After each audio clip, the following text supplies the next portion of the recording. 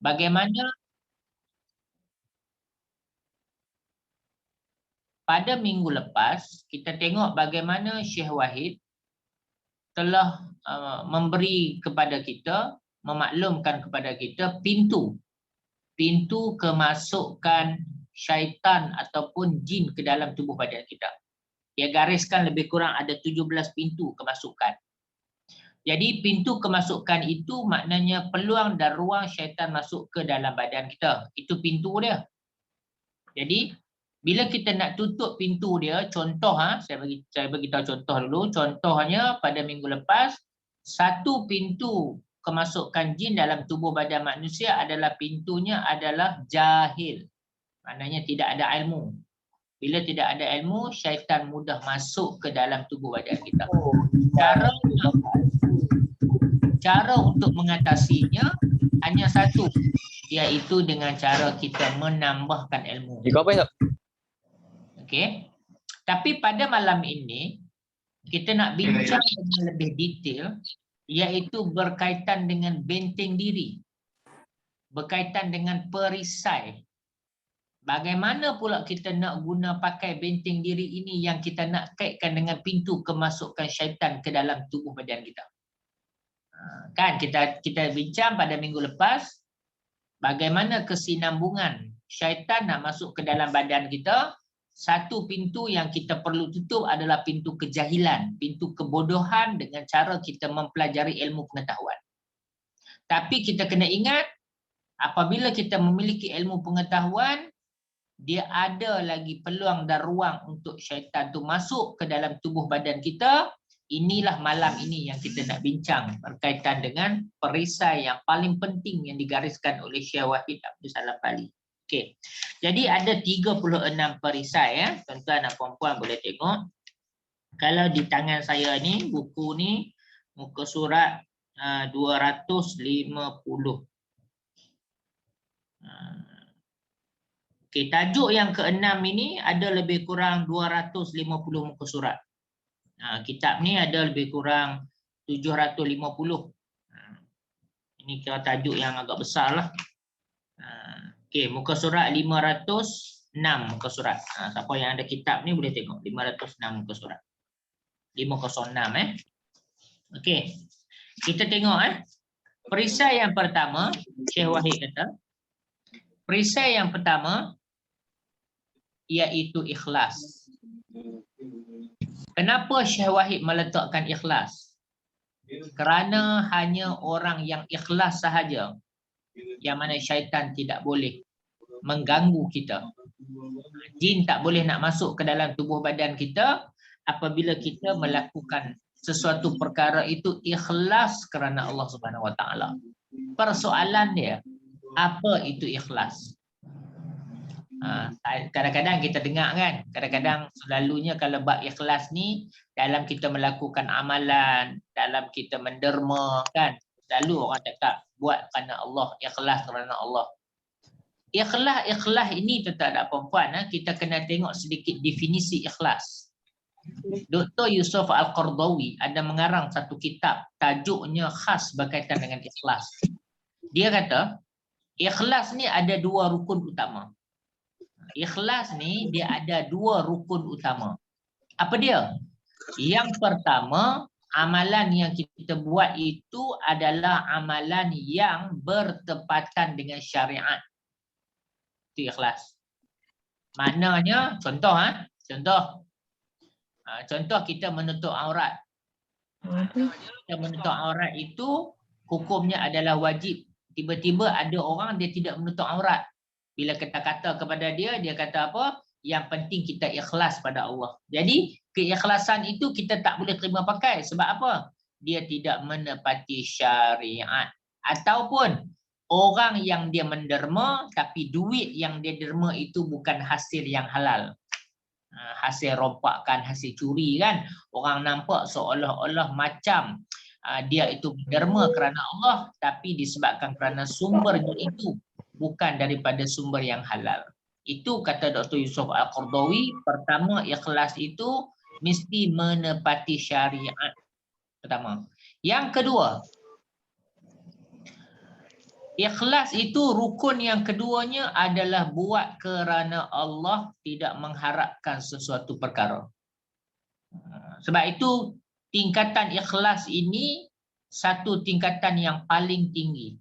Dalam Al-Quran pun kalau kita tengok, selalu kita semayang, kita sebut inna salati wa nusuki wa mahyaya wa mamati lillahi rabbil alamin. Kemuncak kepada ibadat yang kita buat ini, kata para ulama, kemuncaknya adalah ikhlas. Bukan soal kita buat amalan tu banyak ataupun sikit, tapi keikhlasan kita ini akan dapat menggoncang arasy Allah Subhanahu Wa Taala. Sebab itu Syekh Wahid Abdul Salam Bali dia membahaskan bahawasanya amalan yang kita buat ini mesti berpaksikan kepada keikhlasan. Ini maknanya benda ataupun perisai pertama yang kita kena jaga. Jadi macam mana latihan untuk keikhlasan ini? Dia bukan mudah. Untuk mendapatkan keikhlasan ini, dia mesti mengikuti latihan Rabbaniyah. Dia mesti mengikuti latihan Sufiyin. Dia mesti kena ada guru yang memantau.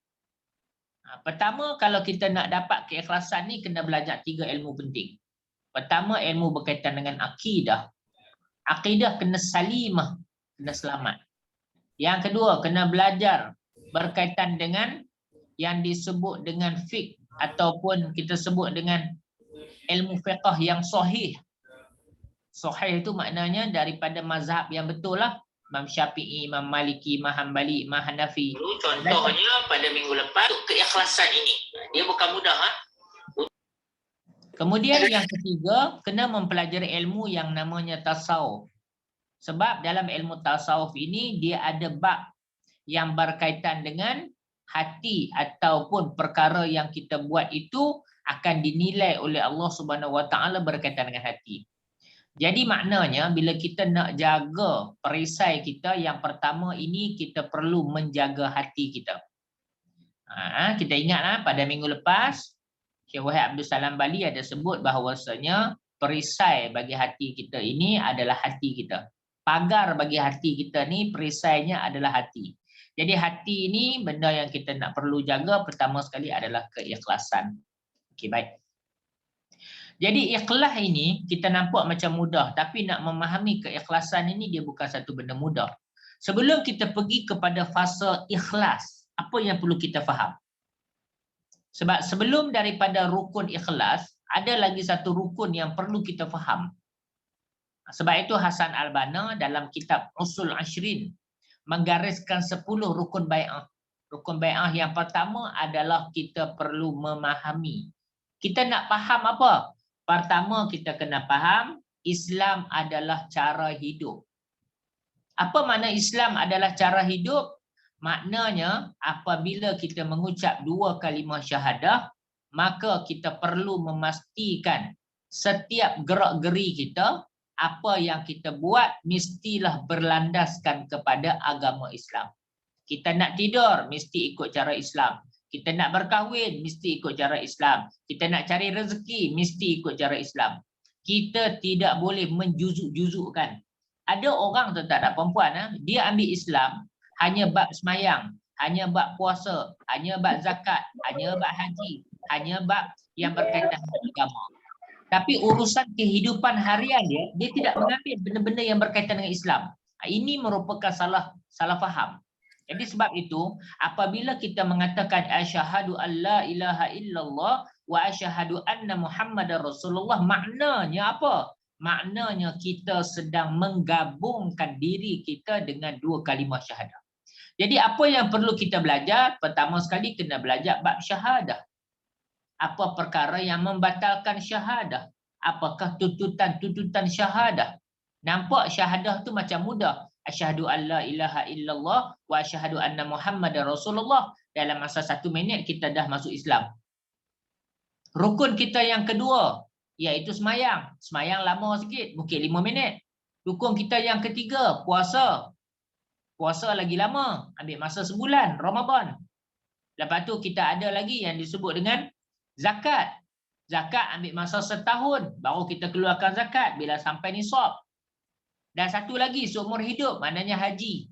Yang kelima, Antara 5 rukun ini, kita nampak mengucap 2 kalimah syahadah paling ringan. Hanya dalam masa 1 minit sahaja mengesahkan Islam kita.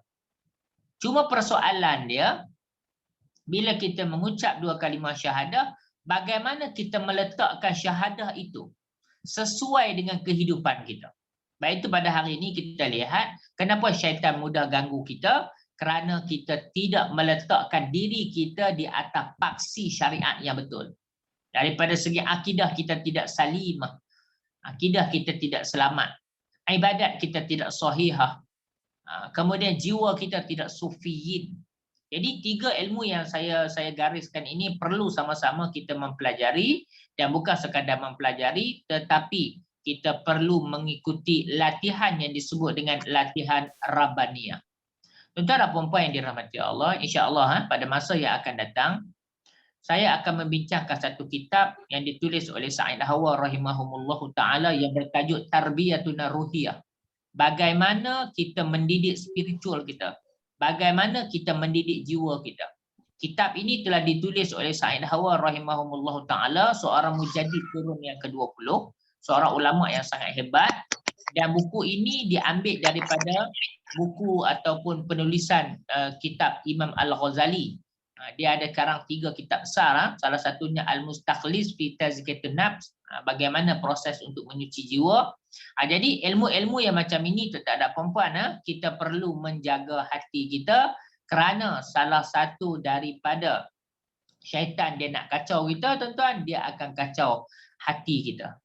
Jadi dalam latihan hati ini juga akan datang, kalau tuan-tuan masuk kita sebut dengan tasawuf atau ilmu tarikat, maka kita akan diajar bagaimana untuk latihan spiritual. Contoh, saya bagi tahu contoh. Latihan spiritual ni maknanya kita akan guna pakai zikir. Okey, zikir apa yang kita nak guna pakai? Ini disusun oleh para ulama. Baik tu kalau tuan-tuan tengok dekat Pusat Rawatan Islam Darul Ruqyah, saya menyusun zikir. Zikir-zikir asas yang perlu ada kepada seorang perawat. Pertama sekali zikir apa? La ilaha illallah. Zikir apa? Selawat. Zikir apa? Istighfar. Zikir keempat adalah bismillah. Ini 4 zikir asas yang saya ajar. Yang mana kena ambil yang disebut dengan 4 zikir. Pertama saya ulang istighfar. Yang kedua la ilaha illallah. Yang ketiga selawat. Yang keempat bismillah. Sebaiknya 4 zikir asas ini kita kena buat selepas daripada sembahyang.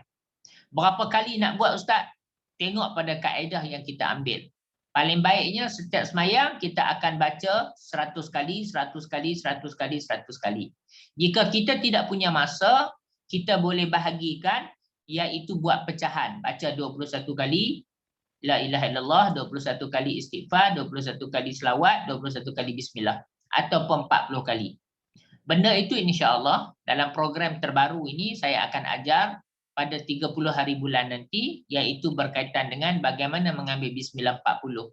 Kerana amalan saya wirid itu ada 3, 7, 21, 40 dan 100. Bagaimana ulama memberikan amalan ini, yang itu saya akan terangkan kepada tuan-tuan dan puan-puan pada 30 hari bulan nanti. Untuk program bismillah ini tuan-tuan dan puan-puan, saya menjemput semua peserta-peserta kursus seminar untuk mengikuti program saya ini. Ada 3 sanad yang akan saya berikan kepada tuan-tuan dan puan-puan, sebab tuan-tuan dah habis kitab Syawahir ini, tuan-tuan akan masuk kepada fasa seterusnya. Fasa seterusnya ini adalah fasa proses ke arah untuk latihan spiritual, latihan rohani kita. Kita dah mula masuk dah 30 hari bulan nanti tuan-tuan, insya-Allah. Jadi kita tengok sikit. Jadi perisai yang pertama yang kita kena jaga ini, kata Syekh Wahid Abdul Salam Bali, adalah berkaitan dengan hati. Jadi macam mana nak jaga hati? Hati nak jaga, dia mesti kena hati yang hidup. Hati ni nak baja dengan ilmu, nak baja dengan iman. Jadi saya nak syorkan kepada tuan-tuan dan puan-puan, bagi mendapat perisai dalam hidup, kita perlu ada iman. Iman ni maknanya kepercayaan yang jazam kepada Allah Subhanahu Wa Taala. Bagaimana kita nak dapatkan iman? Saya nak syorkan kepada tuan-tuan untuk membaca satu buku yang ditulis oleh Dr. Yusuf Al-Qardawi. Buku tu bertajuk Iman wal Hayat. Iman dan kehidupan. Buku tu ada dalam bahasa Melayu. Tuan-tuan boleh baca buku tu. Sangat-sangat bagus. Sebab apa kita perlu ada iman dalam kehidupan kita? Sebab setiap daripada kita akan diuji oleh Allah. Allah kata dalam Al-Quran, ahasiban nasu an yutraku an yaqulu amanna wa hum la yuftanun. Apakah kamu menyangka bahawa kamu akan dibiarkan oleh Allah untuk mengaku yang kamu ini beriman pada Allah? Jawapannya sudah tentu tidak. Nak uji kualiti keimanan kita, para nabi dan para rasul, para wali, orang-orang soleh, semuanya diuji oleh Allah Subhanahu Wa Taala. Begitulah juga kita dalam kehidupan kita. Kita pasti akan diuji dengan diri kita sendiri. Kita akan diuji dengan ahli keluarga. Kita akan diuji dengan mehnah-mehnah kehidupan. Itu belum lagi kita diuji dengan agama, pada fitnah pada agama. Jadi maknanya, iman ini adalah bius yang sangat luar biasa. Jadi sebab itulah orang-orang soleh, mereka dapat menghadapi hidup ini dengan iman. Maknanya bila Allah uji seseorang itu dengan kesakitan, dengan kesusahan, dengan kekayaan, dengan apa sahaja kemudaratan yang Allah bagi pada orang yang beriman, sudah tentu mereka pasti akan berjaya untuk sampai ke destinasi. Nah, sebab itu saya katakan bahawasanya iman ni dia main peranan yang penting. Jadi persoalan dia, macam mana kita nak dapat iman? Salah satu cara untuk kita mendapatkan iman iaitu dengan cara kita banyak zikrullah, kita banyak berzikir pada Allah Subhanahu Wa Taala. Jadi dalam bab kita nak berzikir ini, kita perlu ada guru. Yang mana guru itu disebut guru yang mursyid. Tuan-tuan boleh cari guru-guru yang berada dekat luar sana, pastikan guru-guru itu mereka mempunyai pengijazahan. Ayat-ayat wirid yang mereka ambil itu, mereka ada pengijazahan. Kalau dalam negara kita, kalau tuan-tuan nak belajar dengan tuan guru saya, di antaranya Syekh Nuruddin Marbu Al-Banji Al-Maki. Itu di antara tuan guru saya, dia banyak sanad-sanad, banyak hizib-hizib. Selalu hizib yang dia baca adalah hizib Bahar. Hizib yang dia baca itu banyak hizib-hizib daripada para ulama. Yang itu tuan-tuan, tuan guru saya itu kadang-kadang dia datang ke Kedah dan sebagainya, tuan-tuan boleh ambil ilmu daripadanya. Sangat-sangat bagus. Ataupun tuan-tuan boleh berguru dengan Syekh Aminuddin. Syekh Aminuddin salah seorang daripada sahabat saya juga, orang kanan kepada anak murid Syekh Nuruddin. Dia mempunyai sanad-sanad yang sangat luar biasa. Cuma mereka ini tidak terlibat direct dalam praktikal perubatan sahaja. Tetapi sanad-sanad mereka itu sangat luar biasa. Jadi bila kita nak mengambil amalan, amalan ni jangan diambil sesuka hati. Maknanya bila kita dengar ustaz bagi amalan, kita terus ambil, jangan. Amalan dia mempunyai tata caranya yang tersendiri, yang selalu saya sebut dengan sanad dan ijazah. Kenapa pentingnya sanad dan ijazah dalam pengamalan? Ibarat macam tuan-tuan dan puan-puan akad nikah. Kenapa kita perlu bai'ah? Kenapa kita perlu angkat nikah? Kan? Bila kita nak kahwin, kita angkat nikah. Kenapa? Sebab bila kita angkat nikah, maka membolehkan halal berlaku di antara suami dan isteri. Yang lebih penting daripada itu adalah anak yang lahir itu boleh dibinkan kepada ayah dia. Itulah pentingnya akad. Sebab itu dalam program pengijazahan kita ada akad. Macam program 30 hari bulan nanti kan, tuan-tuan ambil sanad bismillah dengan saya. Akan ada akad.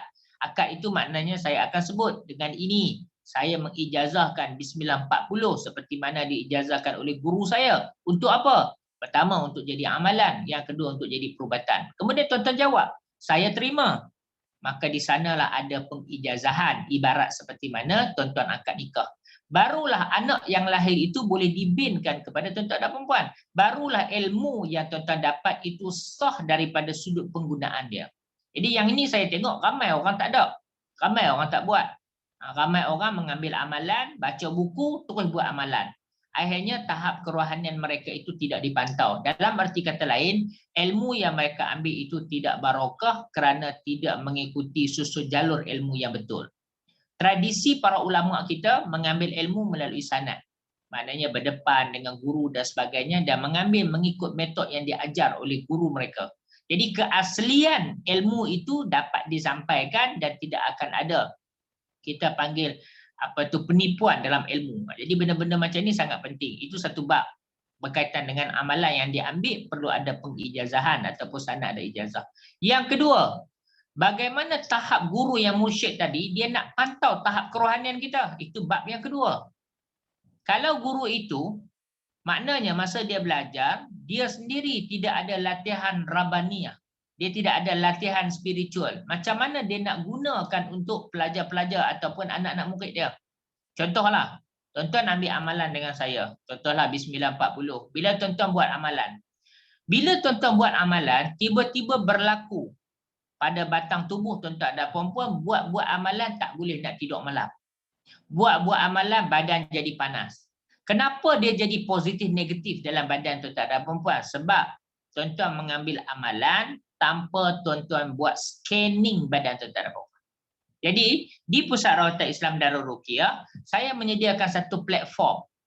Lepas program nanti saya akan share kepada tuan-tuan dan perempuan. Saya namakan satu borang, iaitu borang scan. Kita dah bincang pada perjumpaan kita yang kedua, kalau tak silap saya, bagaimana kita nak kesan gangguan yang ada di dalam tubuh badan kita. Jadi bila kita nak scan, saya panggil istilah scan lah. Bila kita nak scan gangguan yang ada dalam tubuh badan kita tu, dia ada 3 scan. Satu namanya scan umum, yang kedua namanya scan khusus, yang ketiga namanya scan amalan. Apa makna scan amalan? Bila kita nak memberi sesuatu amalan kepada anak murid kita, maka kita akan bagi ikut kemampuan spiritual yang dia ada. Macam tuan-tuan lah, bila tuan-tuan nak mengambil vitamin dan sebagainya, tuan-tuan kena pastikan ada guru ataupun ada doktor yang pantau tahap jasmani tuan-tuan dan perempuan, barulah kita akan yakin dengan ilmu yang dia bagi. Begitulah dalam bab spiritual, dalam bab rohani ini kena ada guru, yang mana guru itu akan pantau dan memberi amalan kepada kita, insya-Allah. Jadi tuan-tuan dan perempuan, yang pertama disebut oleh Syekh Wahid yang tuan-tuan perlu jaga adalah berkaitan dengan hati, maknanya berkaitan dengan keikhlasan kepada Allah Subhanahu Wa Taala. Jadi dalam ni kita boleh tengok apa yang disebut oleh Syekh Wahid Abdul Salam Bali. Pertama berkaitan dengan keikhlasan. Pastikan tuan-tuan, bila kita nak buat satu benda, dua rukun tadi jangan kita abaikan. Pertama, buat ikut syariat, bertepatan dengan agama. Yang keduanya, buat kerana Allah Subhanahu Wa Taala. Okey. Kemudian yang kedua, tuan-tuan dan perempuan, bila kita nak buat sesuatu benda untuk ikhlas kepada Allah Subhanahu Wa Taala, kita kena faham dulu. Faham tu apa? Pertama, kena faham Islam adalah cara hidup. Hari ini, tuan-tuan dan perempuan, saya nak ambil contoh. Kita kata kita ikut Al-Quran, tapi kita baru guna satu je ayat Al-Quran. Apa dia? Dalam Quran kata, wa aqimus solah, kerjakanlah sembahyang. Baru satu ayat. Sedangkan ayat dalam Al-Quran ada 6,000 ayat.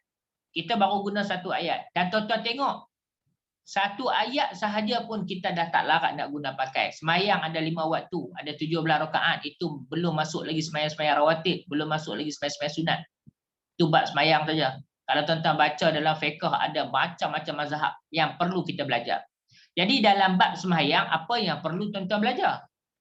Tuan-tuan perlu mempelajari salah satu daripada mazhab yang kita belajar. Kalau kita dalam negara kita mazhab Syafi'i, maka kita belajar mazhab Syafi'i. Sebab apa saya suruh tuan-tuan belajar? Sebab solat adalah ibadat khusus. Bila ibadat khusus, kita wajib belajar dengan guru. Maknanya secara praktikal, kena ada guru. Yang mana guru itu akan pantau kita macam mana kita takbir, macam mana kita baca Fatihah. Kalau sekiranya ibadat khusus ini kita tidak belajar secara berguru, kata para ulama, kemungkinan besar ibadat kita tidak diterima oleh Allah Subhanahu Wa Taala. Jadi sebab itu saya katakan bahawasanya tujuan saya buat program-program yang macam ni, pertama adalah untuk mengesahkan bacaan tuan-tuan dan perempuan dalam solat. Contoh, dalam solat kita baca Fatihah. Fatihah adalah rukun daripada solat. Jadi saya beranggapan bahawasanya bila tuan-tuan masuk dalam program, insya-Allah bulan keempat nanti kita akan belajar surah Al-Fatihah. Dalam surah Al-Fatihah ini, salah satu aspek yang saya akan tekankan adalah aspek berkaitan dengan bagaimana untuk mengesahkan bacaan Fatihah tuan-tuan dan perempuan. Itu di antara contoh tuan-tuan dan perempuan. Jadi kita nampak hari ini, kalau kita nak selamat daripada makhluk halus ini, apa yang perlu kita pegang betul-betul, bukan sekadar membaca Al-Quran, tetapi menghayati isi kandungan yang ada di dalam Al-Quran. Saya bagi contoh tadi satu je. Wa aqimus solah, kerjakanlah sembahyang. Kita masih ada lebih 6,000 lagi ayat yang berkaitan dengan Al-Quran. Jadi kalau nak selamat daripada makhluk halus ni, maknanya salah satu daripadanya kita perlu memahami apa yang Allah Subhanahu Wa Taala sebutkan di dalam Al-Quran. Jadi tuan-tuan dan puan-puan yang dirahmati oleh Allah Subhanahu Wa Taala. Jadi inisiatif daripada apa yang kita bincang ini, apa peranan saya sebagai orang yang faham isi kandungan daripada Syekh Wahid Abdul Salam Bali ini. Sebab itulah saya akan mengadakan akademi rawatan. Akademi rawatan maknanya di pusat rawatan saya pertama saya akan buat pondok. Saya akan buat pondok saya, di mana pondok itu insya-Allah kita akan adakan pengajian Al-Quran, kita akan adakan pengajian hadis, dan juga kita akan mengadakan pengajian kitab-kitab agama. Itu satu.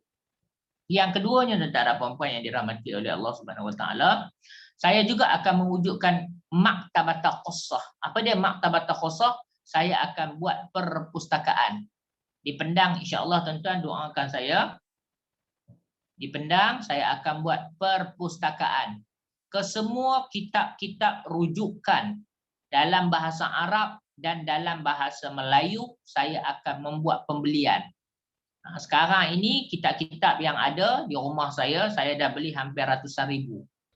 Tujuan saya adalah untuk melihat balik koleksi para ulama kita, yang mana ulama-ulama ini mereka mengarang dan sebagainya, terutamanya hadis, terutamanya tafsir, untuk sama-sama kita faham apa yang disebut dengan ayat Al-Quran. Jadi itu adalah salah satu cara untuk kita nak lawan ataupun menjaga diri kita daripada diganggu oleh syaitan laknatullah. Okey, itu perisai yang pertama.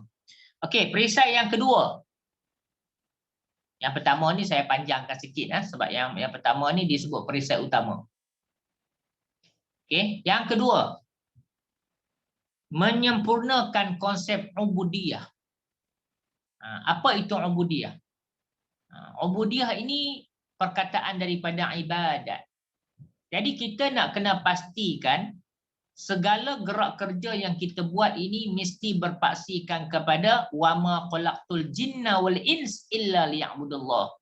Allah kata tidaklah aku menciptakan jin dan manusia ini melainkan untuk melakukan ibadat pada Allah. Jadi kita kena pastikan kita ada 4 benda besar dalam bab fiqh.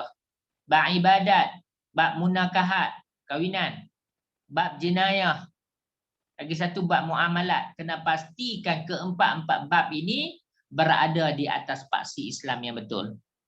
Okey, pada rakan-rakan Facebook saya rasa cukup sekadar ni untuk malam ni. Saya nak sambung untuk webinar saya. Jumpa lagi. Okey, tuan-tuan dan puan-puan yang dirahmati Allah. Jadi dalam konsep ubudiyah ini tuan-tuan dan puan-puan, maka kita perlu mempelajari betul-betul bagaimana untuk mengesahkan Allah Subhanahu Wa Taala. Maknanya saya balik pada apa yang saya sebut tadi, kena pelajari 3 ilmu ini. Yang pertama ilmu tauhid disebut dengan aqidah salimah, kemudian ibadah sahihah, kemudian ilmu tasawuf. Wajib kita belajar tuan-tuan. Okey. Jadi itu yang kedua. Yang ketiga, kita boleh tengok yang ketiga. Yang ketiga, Syekh Wahid menyatakan hendaklah kita beriltizam dengan jemaah. Kita baca dalam hadis Nabi SAW, di mana kalau sekiranya kita bermusafir, kita perlu ada seorang ketua. Dalam rumah tangga kena ada seorang ketua. Dalam taman kena ada seorang ketua. Kita jadi imam kena ada seorang ketua. Sebab dengan jamaah ini, syaitan tidak boleh kacau kita, tak boleh ganggu kita. Jadi apa patut kita buat? Kena melazimkan diri dengan jamaah. Apa dia? Nabi ajak ada 3 benda kita nak kena buat secara berjemaah. Pertama, solat secara berjemaah. Kalau boleh usahakan satu hari, kalau boleh usahakan untuk buat solat secara berjemaah dalam ahli keluarga. Satu. Yang kedua, baca Al-Quran secara berjemaah. Yang ketiga, makan secara berjemaah. Ini di antara 3 sunnah Nabi SAW yang saya yakin kita boleh buat dekat rumah kita. Kita boleh buat dekat rumah kita, tuan-tuan. Jadi antal zama jama'atu wa imamahum, hendaklah kamu bersama dengan jamaah dan imam mereka. Jadi tuan-tuan, dalam kehidupan kita ni, pertama dia ada qiyadi, dia ada jundi. Maknanya apa? Dia ada ketua dan dia ada pengikut. Jadi sekarang ni tuan-tuan dan puan-puan, pengikut kita siapa? Adakah kita ini pengikut Dajjal ataupun kita ini adalah pengikut Imam Mahdi Muntazar? Jadi kita ni kena ada imam kita. Jadi kiblat kita ni ke mana? Ini cabaran kita di akhir zaman ni lagi banyak tuan-tuan dan puan-puan. Kita tengok pintu kemasukan hari tu kan. Saya cerita dah pasal kejahilan. Hari ni ramai orang tak belajar. Ramai orang tak belajar ilmu pengetahuan. Yang kedua, cinta kepada dunia. Sebab itu, apabila kita melihat dalam masyarakat, kenapa hari ini syaitan bermahajarela? Disebabkan kerana apa? Hari ini orang tidak cinta kepada akhirat. Hubbud dunya wa karahiyatul maut. Mereka cinta kepada dunia dan takut mati. Ini adalah penyakit. Sedangkan baginda Nabi SAW ajak kepada umat terdahulu agar mereka ini cinta kepada akhirat dan mereka nak mati. Ini yang berbeza pada hari ini. Sebab itu saya katakan hari ini kita kena pandang balik kepada wawasan akhirat. Jadi yang ketiganya disebut oleh Syekh Wahid Abdul Salam tadi, antal zama jama'atu wa imamahu. Hendaklah kita bersama dengan jamaah dan imam mereka. Jadi maknanya tuan-tuan dan puan-puan, wujudkan satu komuniti dalam rumah kita. Kalau dapat melazimilah secara berjemaah. Saya katakan tadi 3 benda. Pertama sembahyang, yang kedua baca Quran, yang ketiganya kita makan bersama. Okey. Saya baca secara umum saja. Okey. Kemudian yang keempat. Yang keempat, sentiasa kita menjaga solat berjemaah. Tentang kalau baca dalam hadis Nabi SAW kan, syaitan dia akan masuk di celah-celah orang yang sembahyang, di mana sembahyang kakinya tidak rapat. Jarak kaki rapat di antara seorang dengan seorang itu jaraknya disebut oleh ulama iaitu 4 jari. Lebih kurang 1 tapak tangan lah. Tapi tuan-tuan tengok pula sekarang ni, disebabkan kerana COVID-19 kita dah tak boleh duduk dekat-dekat kan. Cuba tuan-tuan tengok bagaimana fenomena yang berlaku ini, kita akan semakin jauh dengan agama. Ini merupakan sama ada benda ini merupakan perancangan ataupun tidak, tapi dekat situ kita nampak bagaimana kemunculan Dajjal ini makin lama tuan-tuan dan puan-puan dia makin dekat. Dan saya nak ingatkan dekat sini seperti mana diingatkan oleh ulama-ulama kita. Ingat semasa Dajjal keluar, kita dah tak ada makanan tau. Makanan orang beriman ini hanyalah zikir pada Allah. Hospital pada waktu tu pun dah tak mampu nak rawat orang. Jadi orang Islam akan rawat dengan ruqyah sahaja. Umat Islam akan dirawat dengan Quran sahaja. Sebab itu tuan-tuan dan puan-puan, program kita ini ke arah memberi sanad ayat-ayat ruqyah ini saya rasa memang kena pada tempat dia. InsyaAllah bulan 3 nanti kita akan belajar ayat-ayat ruqyah. Bagaimana kita nak menggunakan ayat ruqyah untuk terapi diri kita. Sebab apa? Kita akan berhadapan dengan satu zaman di mana zaman itu dah kacau bilau tuan-tuan dan puan-puan. Zaman fitnah Dajjal ini. Okey, balik pada yang ini tuan-tuan dan puan-puan. Jadi kita perlu menjaga jamaah yang keempat. Okay, yang kelima. Yang kelima ni kita hendaklah beriltizam dengan kitab dan juga sunnah. Apa makna dia? Jangan tinggalkan Al-Quran. Sebab itu yang saya nak buat pondok perkampungan Quran tu. Maknanya nak mewujudkan suasana untuk kita jangan lupa untuk membaca Al-Quran. Jadi tuan-tuan dan puan-puan dirahmati Allah, kalau dapat kita usahakan untuk membaca Al-Quran. Kalau dapat seperti mana yang disebut oleh Hasan Al-Banna, kalau dapat satu hari baca 1 juz. Paling baik lagi baca dengan makna. Ikut bilangan hari tuan-tuan. Kalau nak bagus dia ikut bilangan hari. Juz ada 30. Katakan hari ni hari ke-28. Ambil Al-Quran, buka juz 28 baca. Dia ada 20 muka surat. 1 juz dia ada 20 muka surat. Kita bahagi-bahagikan. Lepas sembahyang baca 4 muka surat, baca 5 muka surat. Kalau nak bagus dia lagi, baca sekali dengan makna dia. Kalau kita tidak faham ataupun kita tak boleh baca Al-Quran dengan cara yang baik, sekurang-kurangnya kita belajar bagaimana cara untuk membaca Al-Quran dengan baik. Tuan-tuan boleh carilah program-program yang ada dekat luar sana. Tapi pastikan sebelum kita meninggal dunia, kita pastikan kita boleh membaca Al-Quran dengan lancar. Itu yang pertama.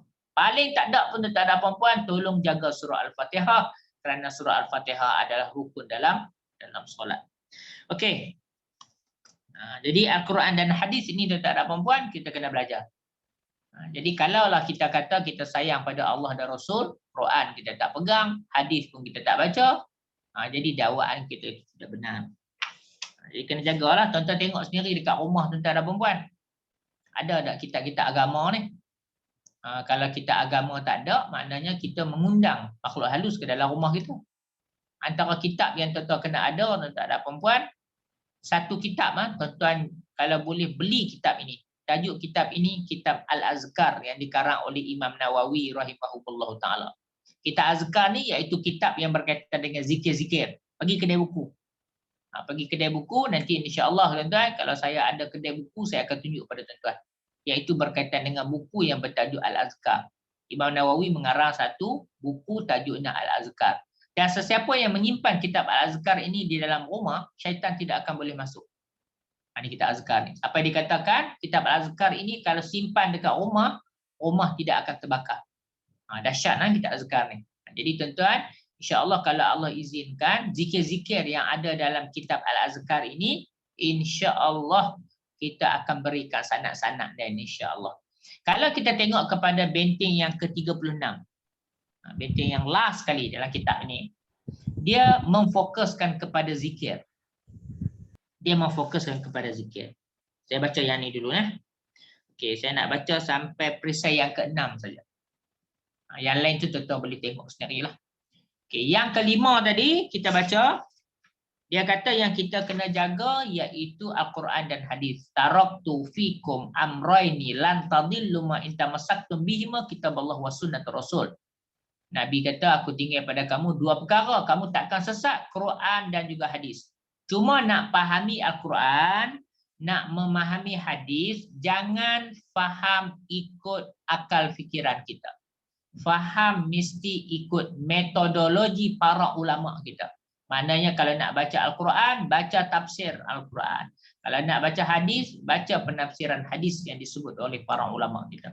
Okey, kemudian yang keempat, yang keenam, hendaklah kita mohon kepada Allah daripada ancaman syaitan. Ini satu amalan yang saya nak ajak kepada tuan-tuan dan puan-puan, di mana saya akan buat satu program iaitu memberi sanad auzubillah. Auzubillahi minasyaitonirrajim, auzubillahi minasyaitonirrajim min hamzihi wa nafthihi wa nafsihi. Nanti program itu saya akan maklumkan bila kita akan buat. Okey. Dalam cerita ni, Syekh Wahid ada menukilkan satu cerita. Dia kata, apa pendapat kamu kalau sekiranya kamu keluar rumah nak pergi kerja, tiba-tiba ada anjing menyalak. Kamu ambil kayu, kamu pukul anjing tu pun pergi. Tapi besoknya anjing tu tetap juga akan datang. Jadi Syekh Wahid membuat perumpamaan, orang yang zikir pada Allah ini ibarat kayu yang nak pukul syaitan. Kalau kita sekadar menggunakan zikir untuk halau syaitan, kita akan jadi konsep tadi. Konsep anjing, dia akan gigit kita bila kita keluar pergi kerja. Besok kita pegang kayu, kita pukul lagi, anjing tu pergi. Lusa pun kita kena buat benda yang sama. Jadi apa cadangan ataupun cara yang terbaik kita nak berhadapan dengan anjing tadi? Syekh Wahid ada sebut dalam kitab ni, cara yang terbaik, jumpa tuan punya anjing. Jumpa tuan punya anjing, minta tuan punya anjing tu ikat anjing dia.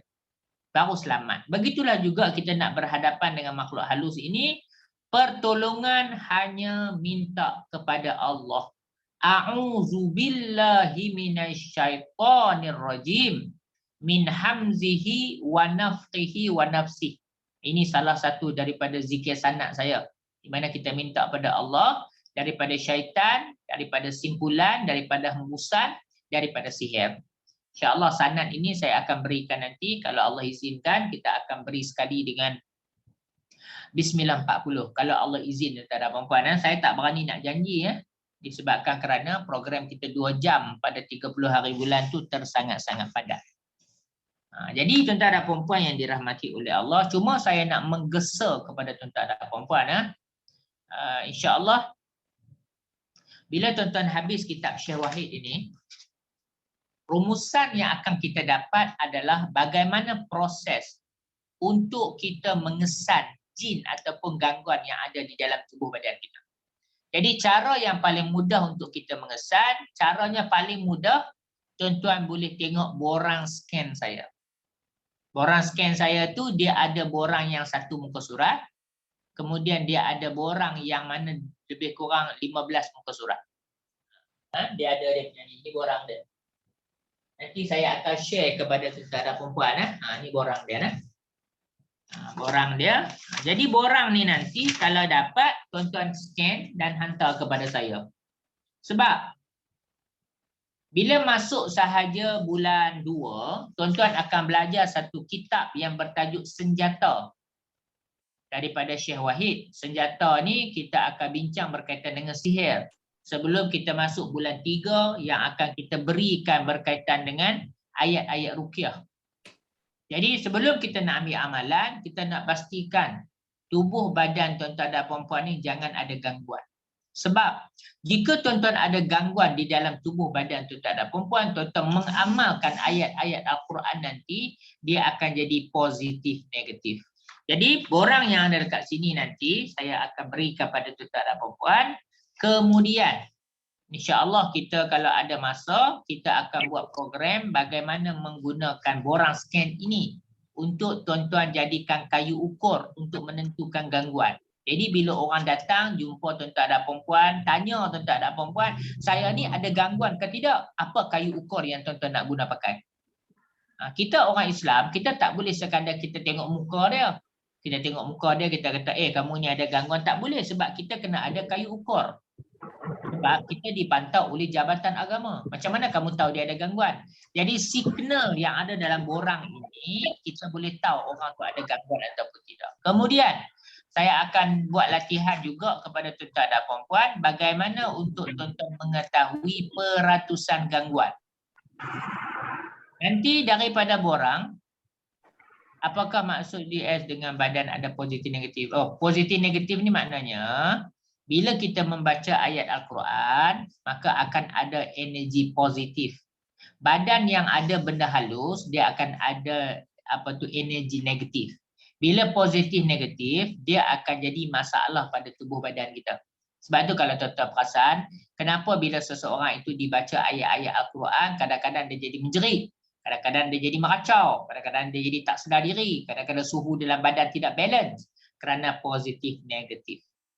Jadi salah satu kaedah untuk kita nak kesan jin ada tak dalam tubuh badan kita. Sebab itu ada kadang-kadang ustaz-ustaz dia buat terapi ruqyah. Dengan bacaan ayat Al-Quran ini kita boleh tahu orang tu ada gangguan ataupun tidak. Tapi di Pusat Rawatan Islam Darul Ruqyah, saya buat satu kaedah yang lagi mudah. Kadang-kadang kita nak jampi orang, dia akan ambil masa. Dia akan ambil masa yang panjang. Jadi saya buat satu borang, tujuan dia untuk memudahkan tuan-tuan dan perempuan untuk mengesan gangguan yang ada dalam tubuh badan. Dan kalau tuan-tuan tengok dalam buku Syekh Wahid Abdul Salam Bali ni, buku dia sangat tebal, 750 muka surat. Kita bedah dalam masa sebulan.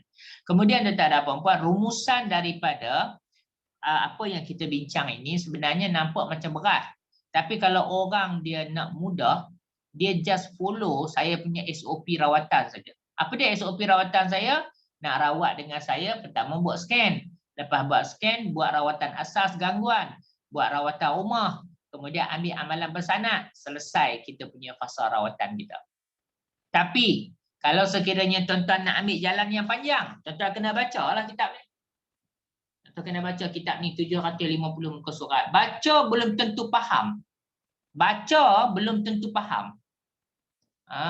Kadang-kadang saya tak tahulah yang duduk dalam ni adakah mereka baca ataupun tidak. Kalau dapat tuan-tuan dan puan-puan kitab ini tuan-tuan ulanglah 10 kali, minta pada Allah baca satu-satu. Tuan-tuan baca jangan langkau. Tuan-tuan tahu langkau. Langkau ni maknanya kita buka sana baca buka. Jangan. Baca satu muka surat, satu muka surat, satu muka surat. Moga-moga tuan-tuan akan diberi kefahaman oleh Allah Subhanahu Wa Taala. Jadi kesimpulan ni tuan-tuan dan puan-puan, dalam kitab yang pertama ni dia hanya nak cerita hal ehwal jin, dan yang lebih penting daripada itu apakah perisai yang telah digariskan oleh Syekh Wahid Abdul Salam Bali. Kalau tuan-tuan tengok satu persatu tadi, pertama keikhlasan, kemudian saya sebut tadi, yang terakhir yang ke-36 itu adalah zikir. Zikir-zikir. Okey, bila cerita bab zikir ini, insya-Allah saya akan cuba menyusun zikir-zikir ini kepada tuan-tuan dan puan-puan. Insya-Allah 30 hari bulan 1 ini saya akan buat program iaitu 940. InsyaAllah. Kemudian 26 hari bulan 2, saya akan berikan lagi satu sanad, iaitu sanad satu Al-Quran. Program tu agak lama sebab kita buat satu hari. Hari Sabtu saya buat. Saya buat secara offline dan online. Cuma saya tak cerita je lagi, tapi sekarang ni dah ramai yang mendaftar dengan saya, hampir dekat 20 orang secara offline. Dia orang daftar. Saya nak buat dekat pusat rawatan saya dekat Pendang. Yang itu tuan-tuan akan dapat sanad satu Al-Quran. Bagaimana rawatan saka menggunakan satu Al-Quran. Program itu kita akan mula jam 10 pagi sampai jam 5 petang. Cuma untuk program tersebut, tuan-tuan perlu menyediakan Quran untuk diberi sanad tuan-tuan dan puan-puan, sebab Quran tu saya tidak boleh sediakan kepada tuan-tuan dan puan-puan. Jadi program tu saya akan maklumkan nanti. Cuma saya nak fokuskan, maknanya masuk sahaja bulan 2 ini, kita dah banyak untuk mengambil sanad-sanad bacaan. Kerana sanad-sanad ini tuan-tuan akan masuk kepada fasa ayat-ayat ruqyah. Maknanya masuk sahaja bulan 3, tuan-tuan akan ambil 5 ayat. Pertama Fatihah, yang kedua Ayatul Kursi, yang ketiganya adalah 3 Qul. Untuk bulan yang ketiga. Masuk sahaja bulan yang keempat, maknanya bulan April, tuan-tuan akan diajar bagaimana menggunakan Fatihah untuk benteng diri, bagaimana untuk menggunakan Fatihah untuk lawan benda halus, maknanya sebagai senjata. Jadi fungsi benda halus, fungsi Fatihah ni ada 2. Satu, macam mana tuan-tuan nak tahu nak guna Fatihah untuk jadi benteng diri? Dia akan ada ujian pertapaan. Jadi insya-Allah ujian pertapaan ni, sekejap, Nuruddin, Muhammad Nuruddin.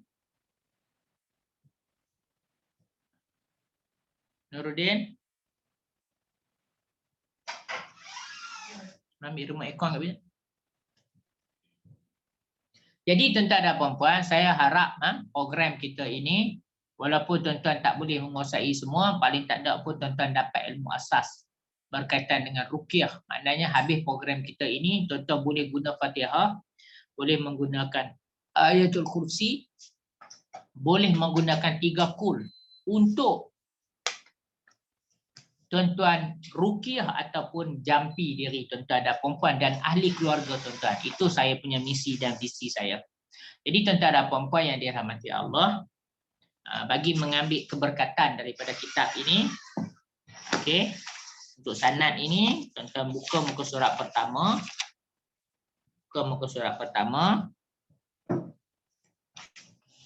Cik Amir. Ya Ustaz. Cik Amir. Cik Amir ada buku kat depan tak? Ada. Okey, boleh Cik Amir baca muka surat pertama.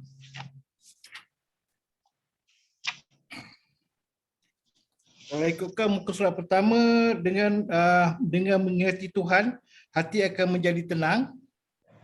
Yang itu Ustaz? Cik Amir baca yang mukadimah pengarang tu, Syekh Wahid. Mukadimah. Muka surat 14 kot Cik Amir. Kan dia ada ayat Al-Quran tu.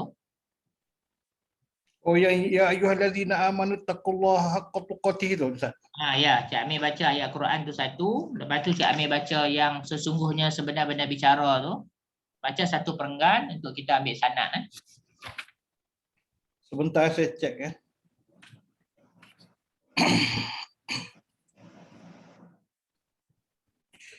A'udzubillahi minasyaitonirrajim.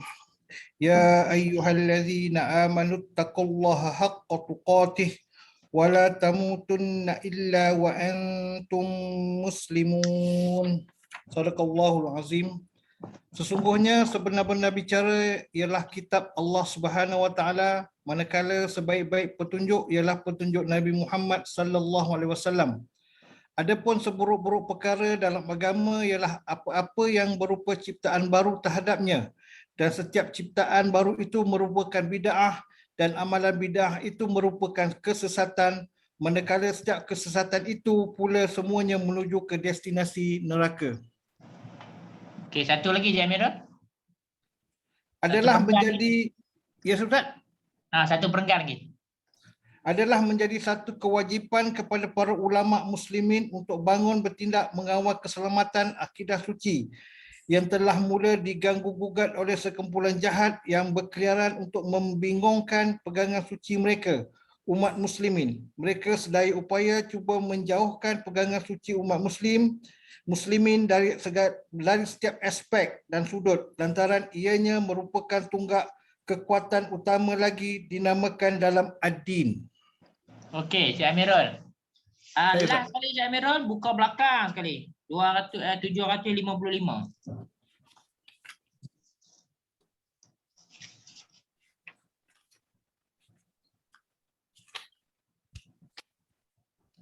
hadis Ustaz. Dia punya doa dia tu. Allahumma inni as'alukal afu wal afiyah tu. Ada tak?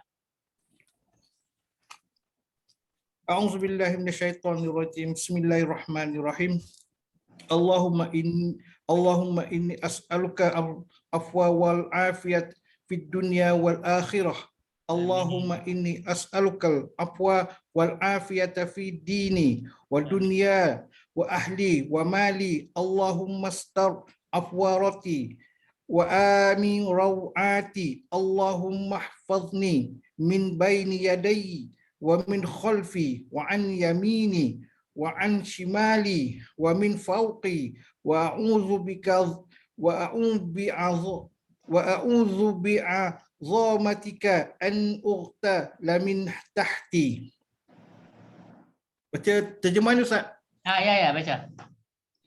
Bismillahirrahmanirrahim. Ya Allah, sesungguhnya aku benar-benar bermohon kepada Engkau keampunan dan kesejahteraan di dunia dan di akhirat.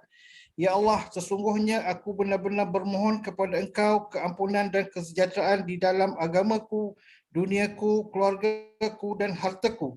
Ya Allah, tutupkanlah auratku dan amankanlah aku dari ketakutan. Ya Allah, peliharakanlah aku dari segala angkara buruk di antara kedua tanganku, hadapanku, belakangku, kananku serta kiriku dan dari atasku. Dan aku mohon perlindungan dengan kebesaran Engkau akan pembunuhan secara tiba-tiba dari bawahku.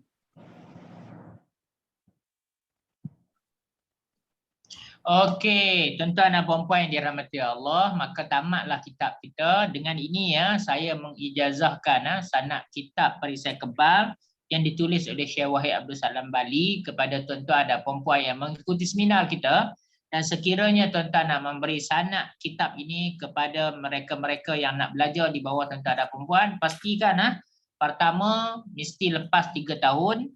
Yang keduanya kaedah bacaan macam saya ajar tadilah, baca daripada awal, kemudian baca yang terakhir ini, dan kalau dapat tuan-tuan baca harfin bihafin lah, baca satu-satu nah. Jadi saya rasa itu sahaja yang dapat saya sampaikan untuk malam ni sebelum kita masuk dunia. Wallahu a'lam bishawab. Okay, Ustaz, saya ada satu soalan lanjutan daripada pengijazahan kitab Syekh Wahid Abdul Salam Bali ni Ustaz, iaitu Perisai Kebal. Boleh tak di surat belakang tu 758 tu, okey, kalau kita buat nota saya terima ijazah satu kitab pada 28 hari bulan 1 2022 jam 10 malam. Boleh. Kita buat sebagai rekod sebab nanti insya-Allah lah habis program nanti saya akan bincang dengan pengarah program untuk mengeluarkan satu sijil pembuktian yang mana tuan-tuan dan puan-puan mengikuti kursus ini. Sebab itu kita ambil kehadiran. Jadi maknanya untuk kitab yang pertama ini, siapa yang mengikuti program ini, sama ada secara live ataupun ulangan, maka mereka layak untuk mendapat sijil penyertaan tersebut. Untuk malam ni boleh rekod, boleh rekod sebab nak pastikan lepas 3 tahun baru boleh baru boleh diberikan sanad kepada orang lain. Wallahu a'lam.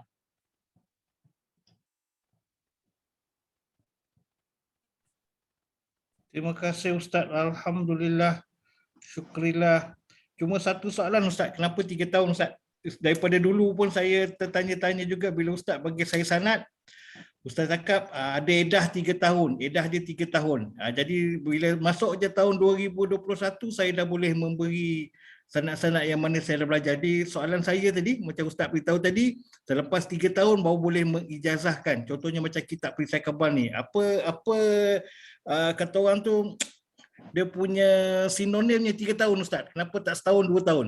Itu dia. Okey, dia macam ni. Dia syarat untuk melakopkan gelaran pada satu-satu tempat tu. Contohlah macam kita belajar di Mesir. Kita boleh beri gelaran Al-Mistri. Contoh macam saya belajar di Al-Azhar. Kita boleh melakopkan gelaran kita Al-Azhari. Selepas syaratnya mesti kena berada di negara tersebut 3 tahun. Maka ulama kata kalau kita nak lakopkan satu-satu ilmu tu, dia syaratnya mesti beramal 3 tahun sebelum kita berikan. Sebab dalam tempoh 3 tahun itu, taraf kita akan naik jadi guru. Jadi bila taraf kita menjadi guru, sudah tentulah gangguan kita juga akan bertaraf guru. Dia punya level dia tu. Macam dululah gaji kita dulu 5,000. Jadi bila gaji 5,000, belanja kita pun akan jadi 5,000. Dia jadi macam tu. Sesuai dengan keimanan kita.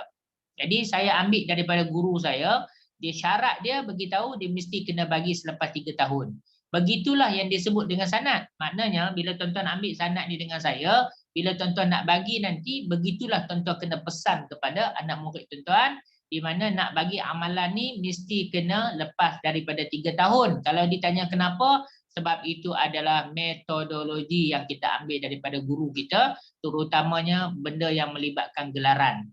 Gelaran tu maknanya kita ambil daripada satu-satu tempat ataupun institusi. Wallahualam. Okey, terima kasih Ustaz. Okey, saya ada beberapa soalan yang dah kumpul dan juga soalan daripada peserta. Baik, soalan yang pertama Ustaz. Suami isteri yang solat berjemaah, okey, macam Ustaz terangkan tadi, kena duduk dalam berjemaah, suami isteri solat berjemaah, kemudian mereka makan bersama sekeluarga kah? Ya. Ada kemungkinan tak mereka tu tak terkena daripada serangan syaitan? Okey, potensi untuk kena tu ada. Cuma dia agak kurang. Sebab apa? Sebab energi jemaah ini yang memberi kekuatan. Energi solat jemaah dia akan ada kekuatan makanan rohani. Energi kita baca dalam hadis kan, bila kita makan, syaitan akan turut makan dengan kita bila kita tak baca doa, bila kita makan jemaah. Jadi dekat situlah ruang syaitan dia boleh masuk. Dan kalau kita tengok hari ni pula, kalau bab-bab makan macam ni, semua akan buat nafsi-nafsi. Semayang nafsi-nafsi, baca Quran nafsi-nafsi, makan nafsi-nafsi. Jadi bila saya mengkaji antara kitab yang ditulis oleh Abdullah Nasir Al-Wan, Tarbiyatul Aulad, Tarbiyah anak-anak.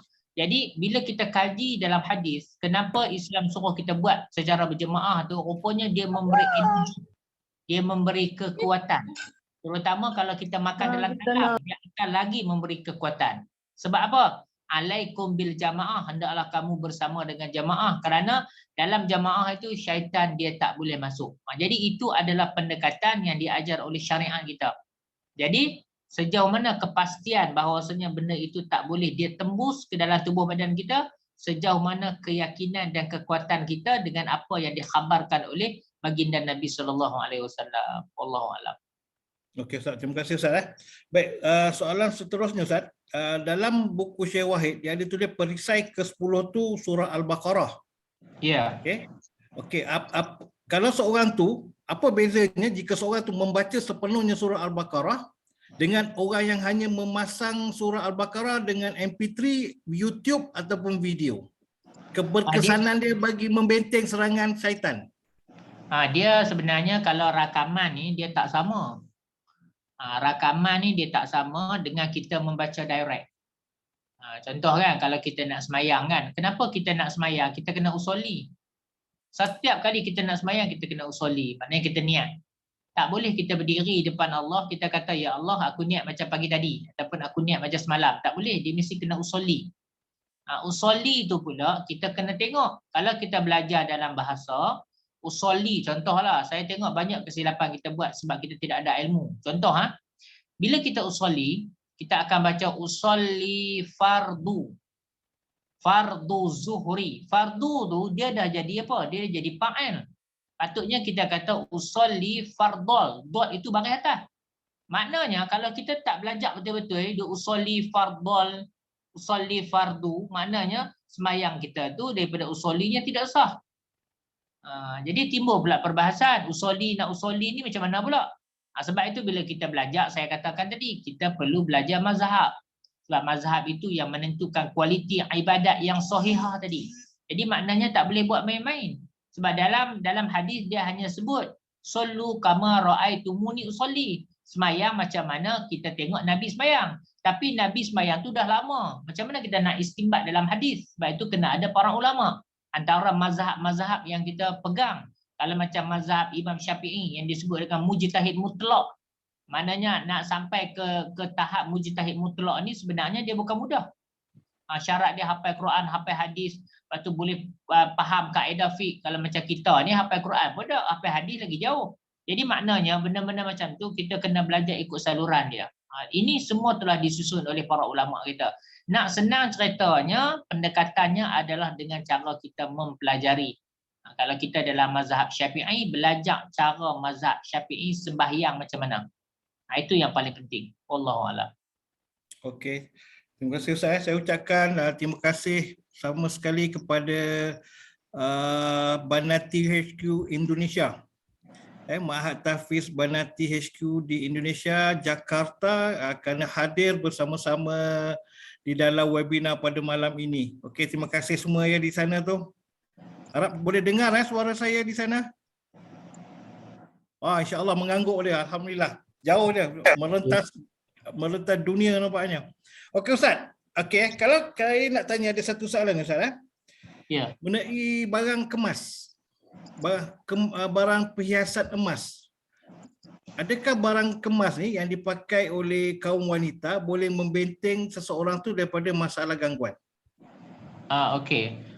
Berdasarkan kepada pengkajian saya, kenapa barang kemas orang perempuan dia kena pakai? Orang lelaki tidak dibenarkan memakai. Barang kemas kalau jongkong tak jadi masalah. Kenapa barang kemas tak boleh kepada lelaki?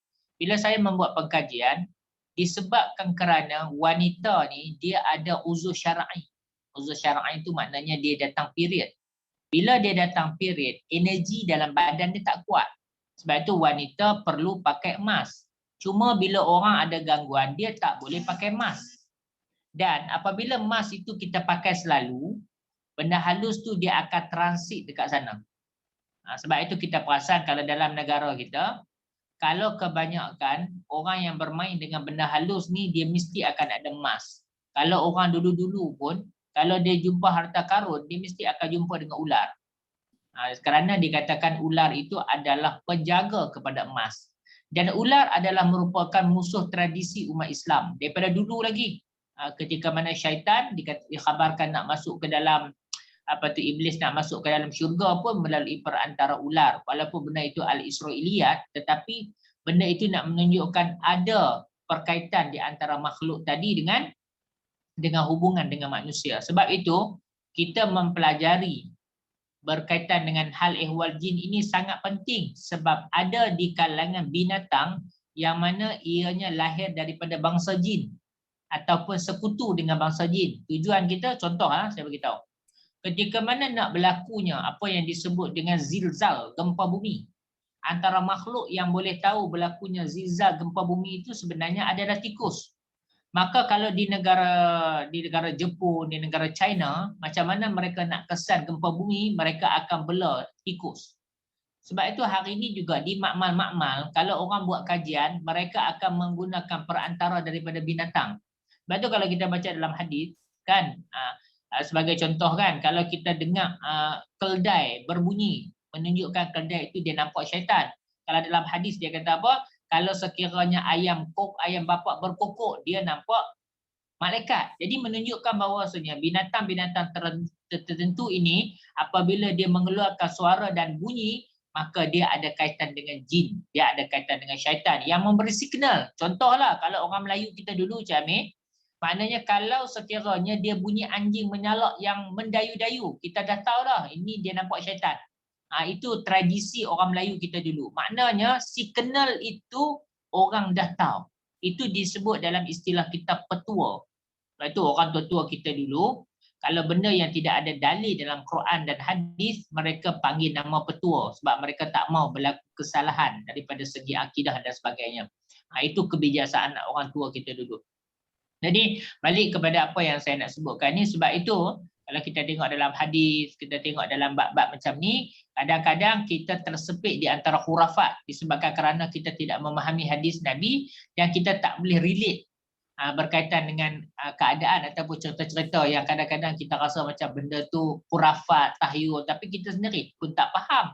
Contohlah saya kata, kadang-kadang bila seseorang ustaz membawa isu berkaitan dengan satu-satu bab dalam tafsir, kita pun tak tahu, kita pun dengar daripada ustaz lain je. Kita dengar cerita dalam ustaz lain kata, oh ini bab-bab ni bab Israiliyat. Kita pun tanya dia, awak faham tak Israiliyat tu apa? Saya pun tak faham ustaz Israiliyat tu apa. Ataupun dalam hadis dia ada maudu'at, kita tanya dia maudu'at tu apa pun tak tahu. Jadi jangan bicara benda yang kita tak tahu. Biar benda yang kita tak tahu ini dibicarakan oleh para ulama. Jadi jangan tunjuk yang kita tahu.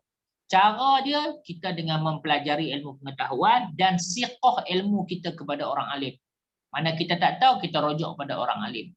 Kemudian benda yang memberat-beratkan dalam agama ni jangan kita memberatkan.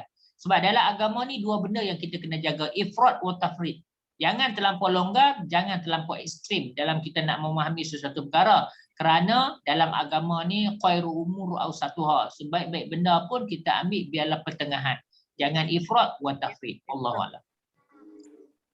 Okey, terima kasih Ustaz. Saya ada tangan yang mengangkat tu daripada Raisa Mudin. Cik Raisa Mudin nak tanya soalan ke? Dan juga Cik Adnan bin Ahmad.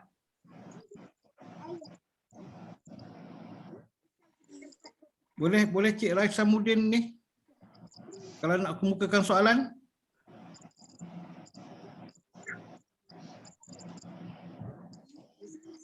Ataupun Cik Adnan bin Ahmad.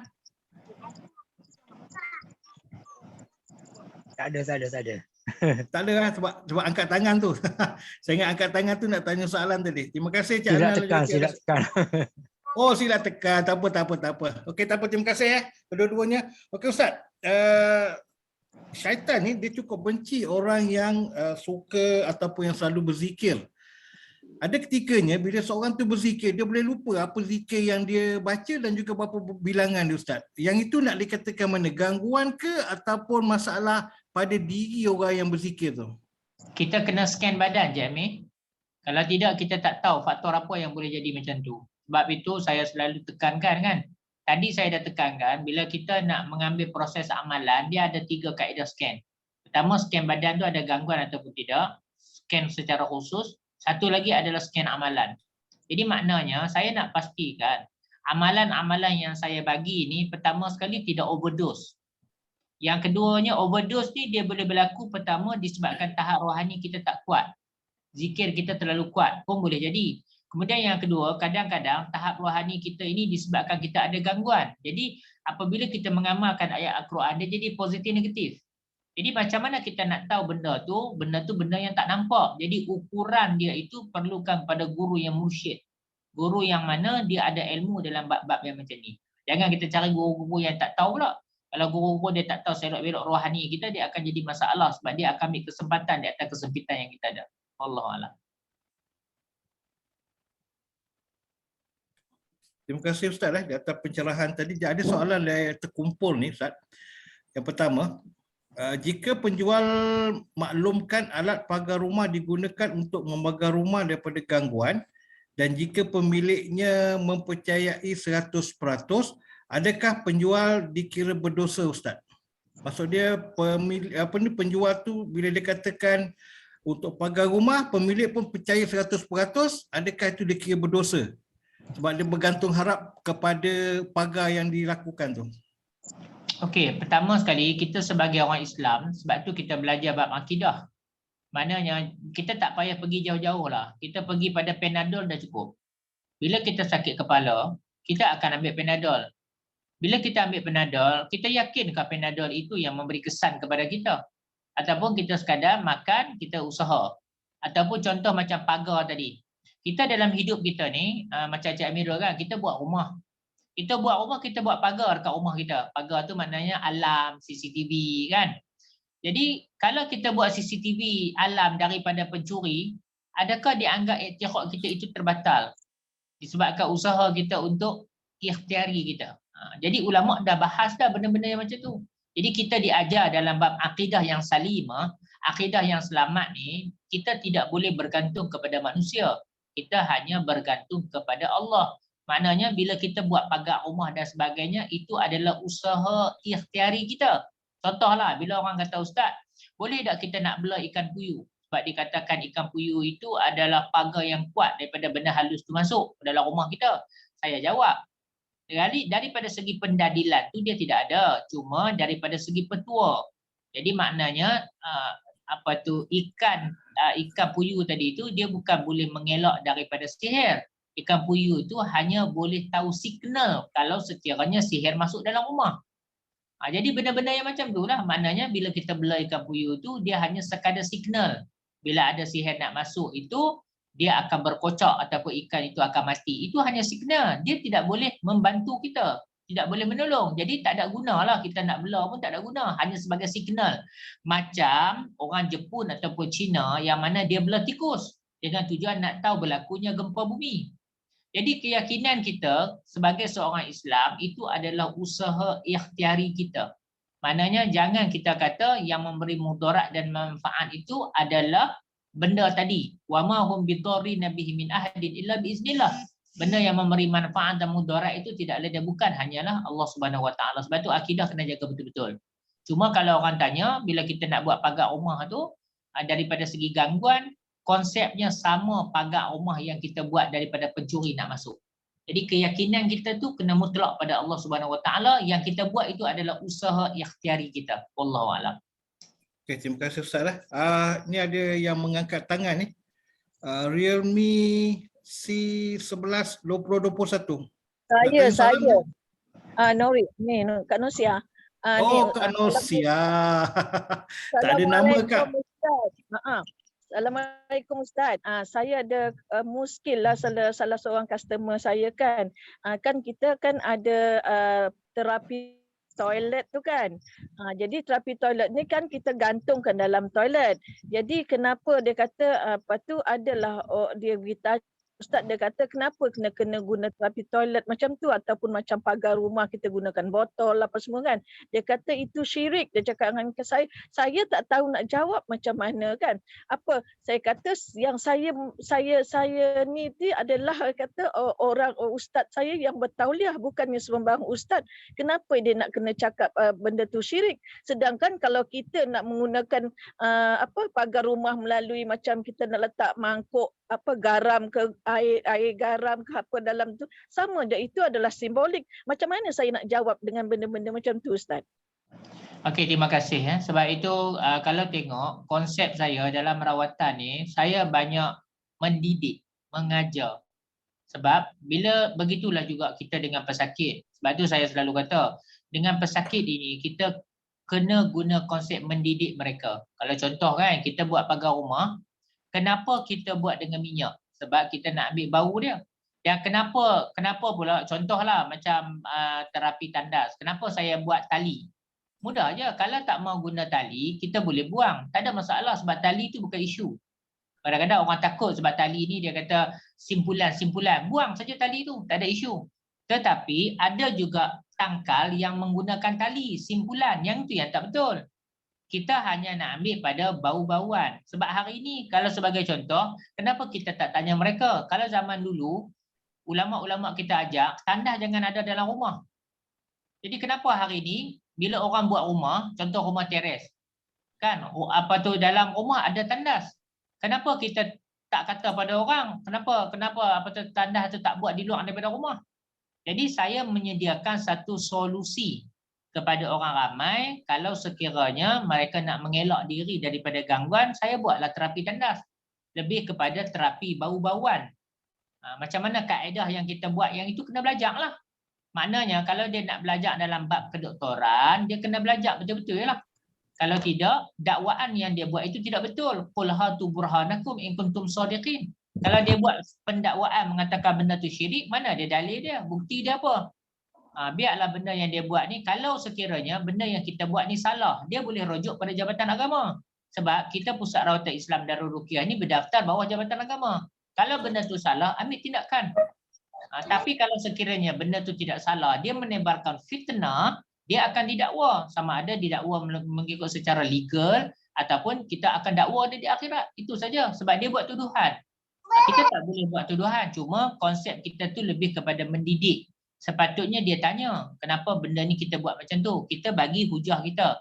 Bila kita bagi hujah kita dan kita, sebab itu Pusat Rawatan berdaftar di bawah Jabatan Agama sebab tak mau berlaku benda-benda yang macam ni lah. Jadi dengan tujuan tu kita boleh bergerak secara legal.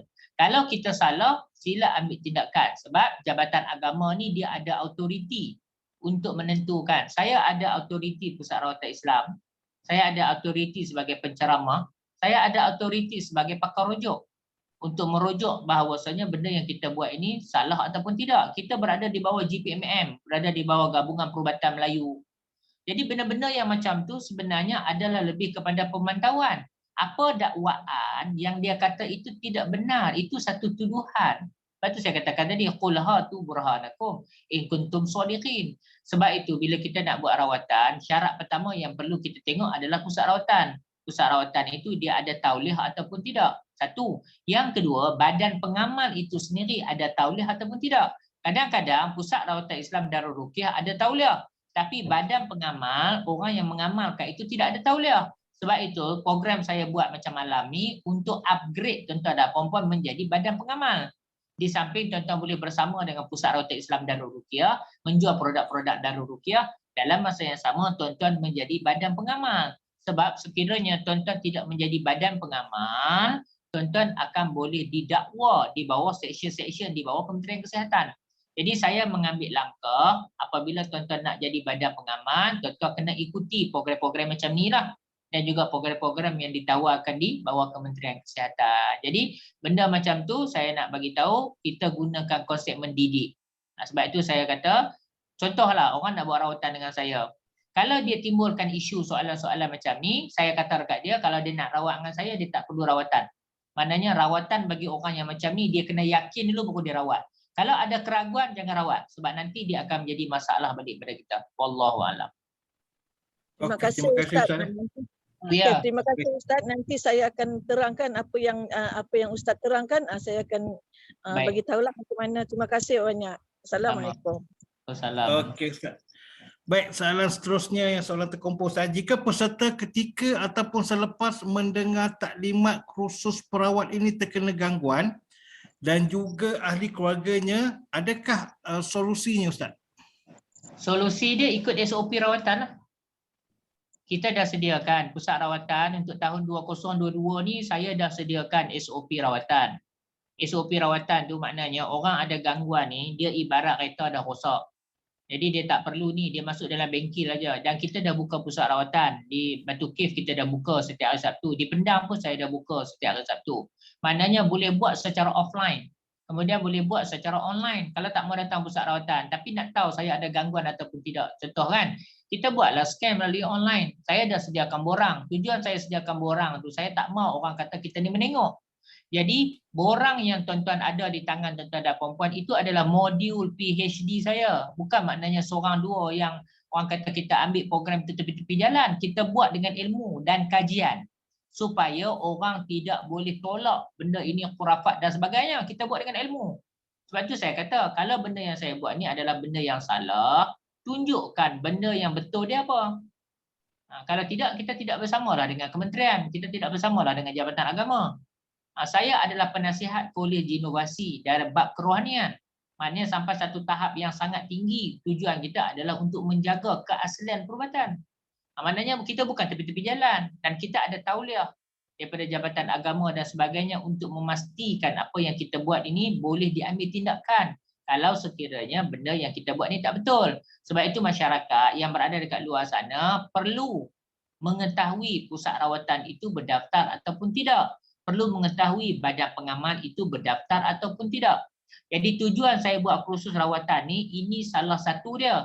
untuk mengesahkan tuan-tuan dan puan-puan selain daripada mendapat ilmu perubatan sebagai badan pengamal, tuan-tuan boleh operate secara sah pada masa yang akan datang. Wallahualam. Okey Ustaz. Soalan ketiga Ustaz. Pada minggu kedua Ustaz ada menceritakan tentang kemerosotan kesihatan Ustaz dan Ustaz juga mengatakan itulah risiko terlalu besar bagi seorang perawat. Jadi saya ingin tahu risiko besar apakah yang akan dihadapi oleh perawat berkaitan dengan kesihatan tersebut. Maaf jika saya tersalah faham Ustaz.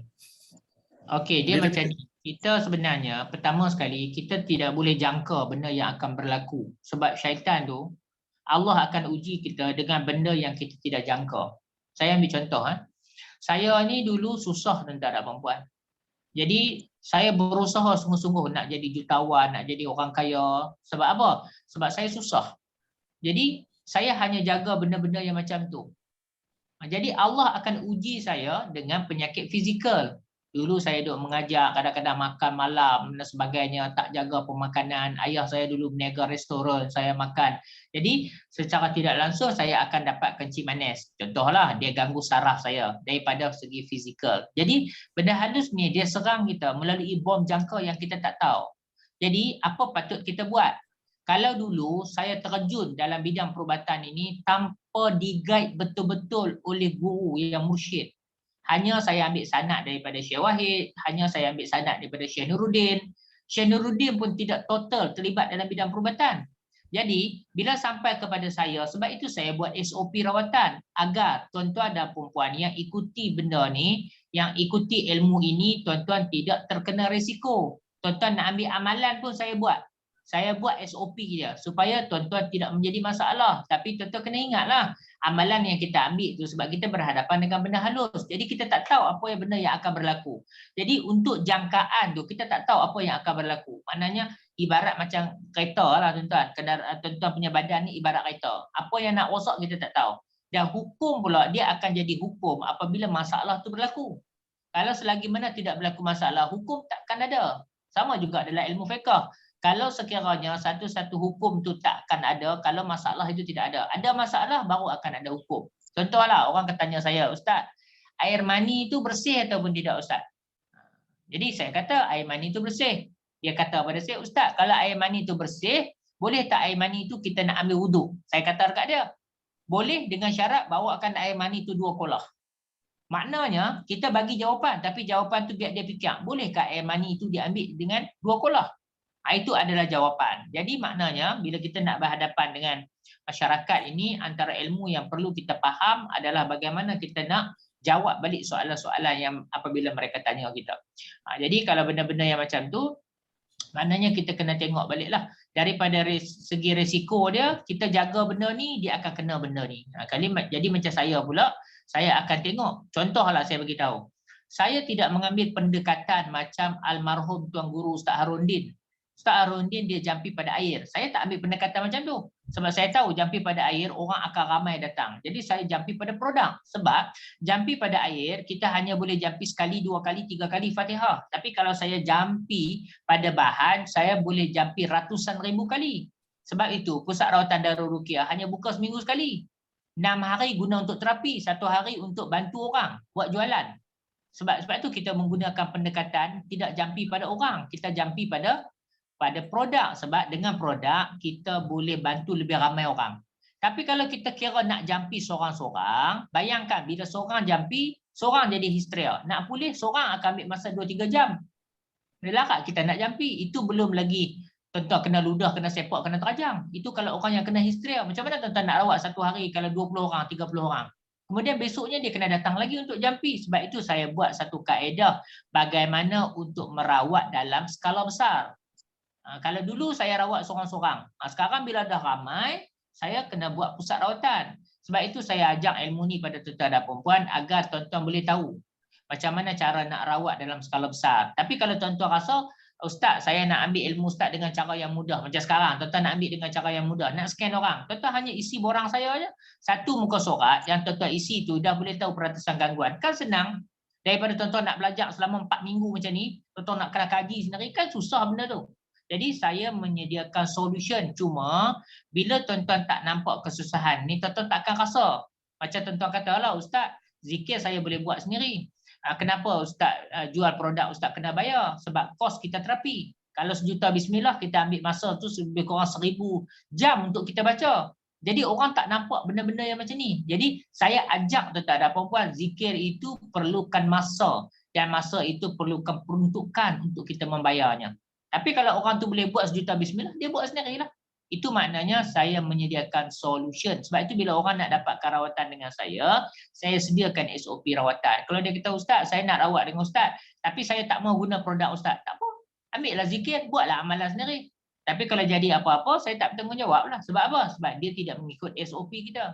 Jadi maknanya apa yang mereka nak kita bagi. Ikut kepada kemampuan mereka. Sebab itu saya kata pada pesakit saya, kalau nak rawat, 2 benda yang kena ada. Pertama, keperluan. Yang kedua, kemampuan. Kalau dia rasa perlu tapi dia tak mampu, tak boleh rawat dengan saya. Sebab saya kena ada kos. Jadi bila kita nak rawat pula, tuan-tuan ada apa-apa, kita kena tengoklah keuangan kita. Kalau keuangan kita ada RM10, kita pergi kedai biasa. Kalau kita ada sampai RM1000, kita pergilah hotel. Jadi maknanya itu ukuran kita.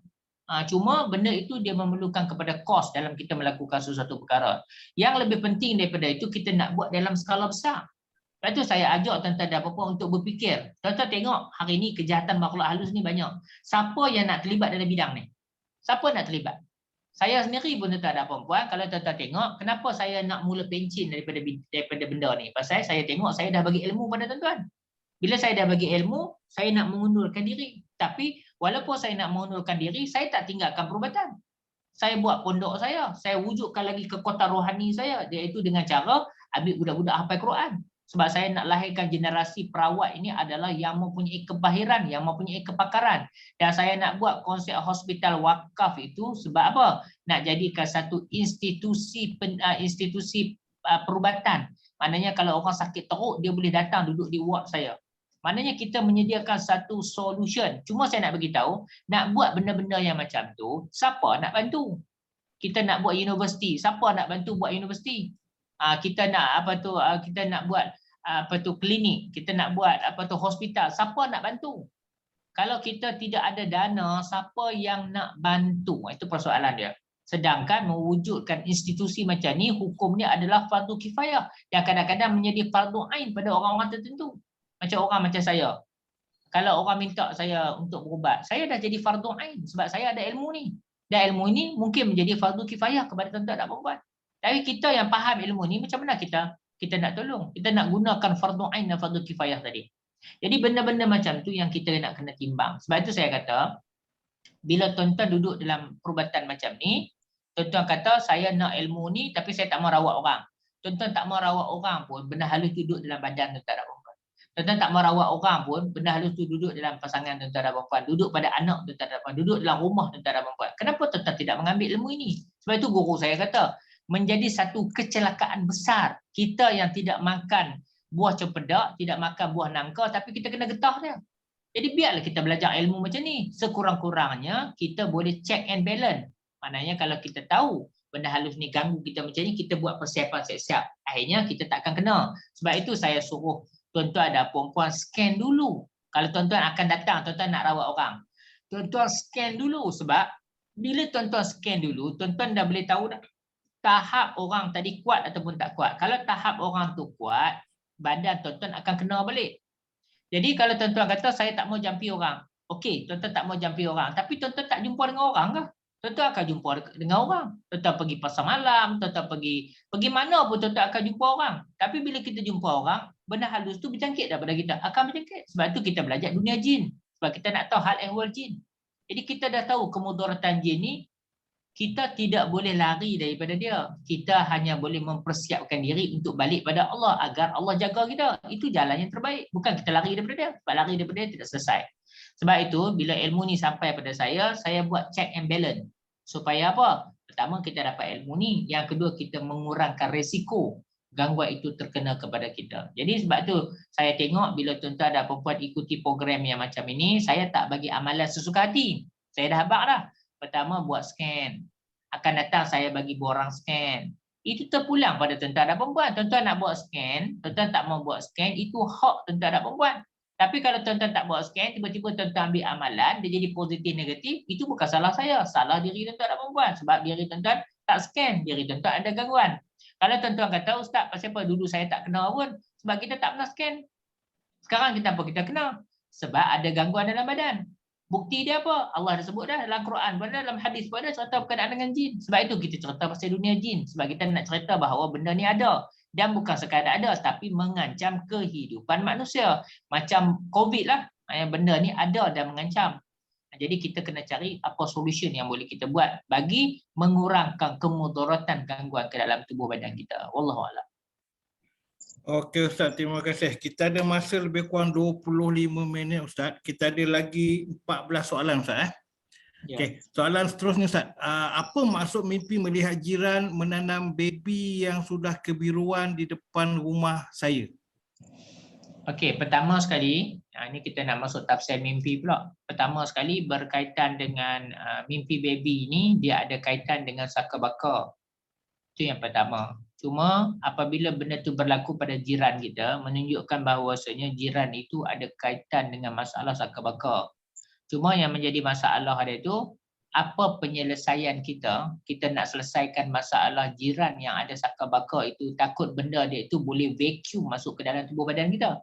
Apa yang berlaku pada dia dan apa yang berlaku semasa kita melihat dia, kita tak boleh jadi keukuran. Ukuran kita, kenapa kita yang mimpi benda tu? Takut-takut benda itu memberi signal gangguan tu nak masuk ke dalam badan kita. Apa dia yang nak masuk tu? Takut gangguan saka baka dia. Jadi apa patut kita buat? Channel yang menjadi asbab kepada benda tu masuk yang kita kena blocking. Cara nak blocking tu macam mana? Pastikan badan kita jangan ada gangguan. Kalau badan kita ada gangguan, badan kita akan vacuum benda tadi. Kalau pasangan kita ada gangguan, pasangan kita boleh vacuum. Kita jaga diri kita elok dah. Pasangan kita pula, kita tidur sekali dengan dia. Sebab tu saya kata, kena jaga diri kita, kena jaga pasangan kita, kena jaga rumah kita, kena jaga pekerjaan kita. Environment ni kena jaga. Sebab itu adalah hak kita. Sebab itu kadang-kadang saya dah tengok, kita rawat, anak kita tak rawat. Anak kita tidur gigi duk bunyi krek. Tapi sebab kita tak nampak anak kita duk meracau, tak sedar diri kan, kita tak nampak. Padahal signal gigi berbunyi itu dah bagi tanda dah. Ada gangguan saka baka. Sebab itu saya sediakan borang tu untuk tuan-tuan tengok signal dalam badan tuan-tuan. Tapi macam saya kata lah, bila benda tu tak kena pada batang tubuh kita, kita nak cerita dekat orang payah. Sebab itu, bila orang dah betul-betul sakit, bila dia jumpa saya, contohlah dia ada ketumbuhan, dia ada kanser kan. Sebab itu kadang-kadang orang kena tipu. Pasal apa? Sebab dia nak lega cepat. Sebab itu saya kata, nak rawat dengan saya tak boleh lega cepat. Sebab dia perlu proses.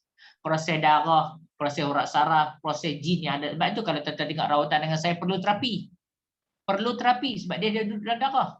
Perlu terapi melalui pemakanan. Cuma kalau hari ini kita nak buat R&D baru, kita memerlukan kos. Sebab tu saya buat semuanya melalui bahan sunnah. Cuma perbezaannya saya masukkan zikir. Sebab itu sahaja yang dibenarkan. Kalau kita nak buat R&D dan sebagainya, akan jadi masalah lah. Produk saya RM50, RM100 pun orang kata mahal. Tambah lagi pula kalau kita nak buat R&D. Memerlukan costing yang sangat tinggi, R&D. Yang bukan benda mudah. Kalau PhD saya pun berpuluh ribu, bayangkan tuan-tuan dan perempuan. Sebab itu saya katakan, kalau orang kata benda tu mudah, sekadar jampi-jampi boleh selesai masalah, cuba buat. Cuba buat.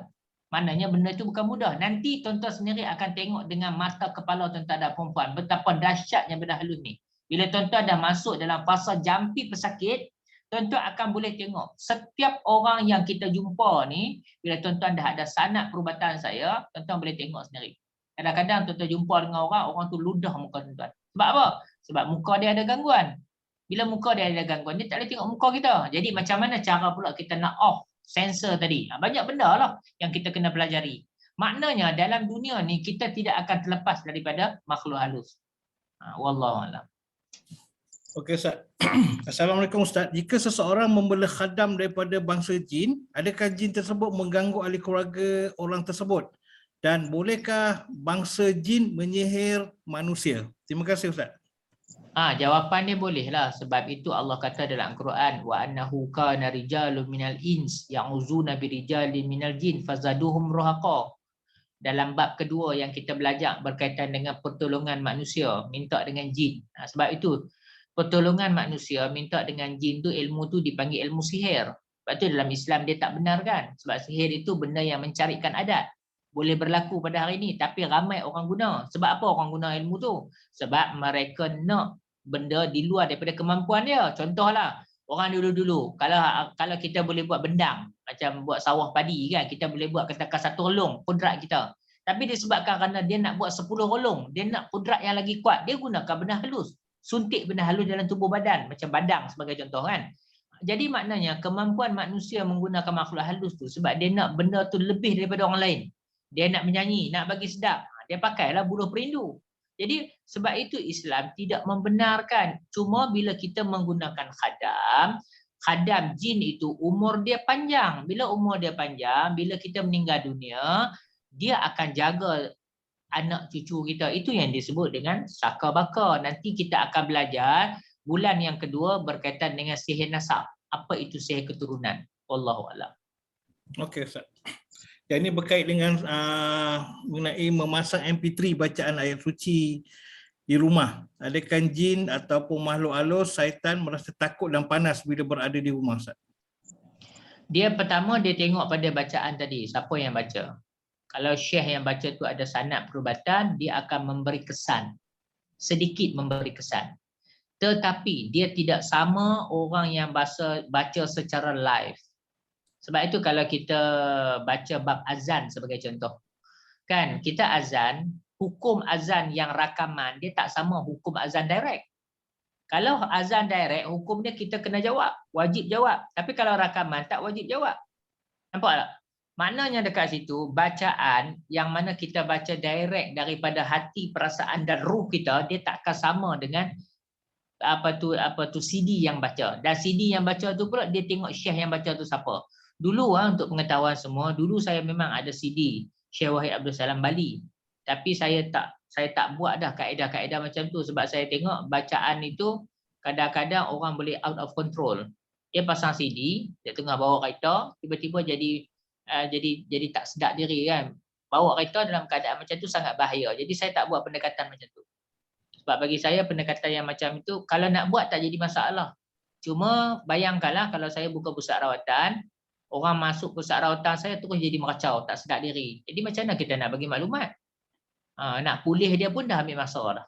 Jadi saya tak buat kaedah macam tu. Saya buat kaedah kalau orang datang, orang sakit datang pusat rawatan saya, lebih baik yang sihat tu datang. Yang sakit datang apa? Yang sakit itu maknanya tak perlu datang. Datang yang sihat supaya kita bagi maklumat macam mana nak buat. Sebab itu dekat pusat rawatan saya sediakan satu kaedah namanya wakalah. Wakalah maknanya boleh guna bagi pihak. Kalau isteri sakit, isteri tak mau guna ubat saya, suami boleh guna, namanya sistem wakalah. Sebab sistem wakalah tu memang dibenarkan. Contohlah macam ayah kita meninggal dunia. Ayah kita tahu dia tinggal puasa. Kita boleh niat ganti puasa ayah kita ataupun kita bayar fidyah. Jadi maknanya Islam bagi sistem wakalah. Jadi konsep itu yang saya apply kan dalam perubatan saya. Cuma perubatan saya ni bila saya dah rawat ramai orang, jadi saya buat SOP. Sebab dengan SOP ini memudahkan tuan-tuan dan puan-puan nak buat rawatan dalam skala besar. Maknanya kalau sekarang, contohlah Cik Amiluddin nak terlibat dengan saya. Dulu dengan sekarang berbeza. Kalau sekarang Cik Amiluddin tak teruk dah. Bagi borang scan dekat saya, duduk rumah saya Cik Amirul. Terus orang boleh ambil ubat. Tak payah duduk jampi-jampi. Kalau tidak nak kena jampi, jadi histeria, kena ludah, kena terajang, kena sepak. Itu adalah konsep yang kita ajak bagi meminimumkan resiko dalam rawatan. Tapi kadang-kadang orang tak nampak benda ni benda yang penting. Dia suka bila jampi orang jadi. Boleh, tak jadi masalah. Tapi kita nak rawat tak boleh ramai orang lah. Sebab nanti nak pegangnya ramai. Kemudian bila berlaku histeria tu, orang yang kena histeria ni kuat.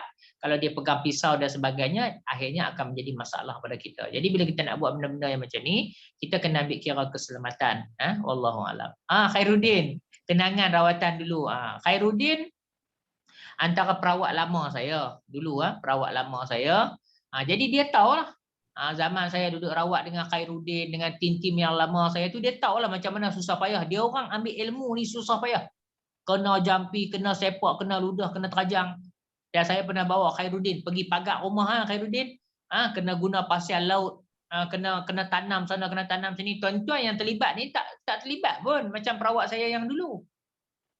Zaman Cik Amirul pun tak seteruk perawat saya yang lama. Jadi bila kita menghadapi satu suasana yang macam ni, tugas saya memikirkan apa kaedah memudahkan.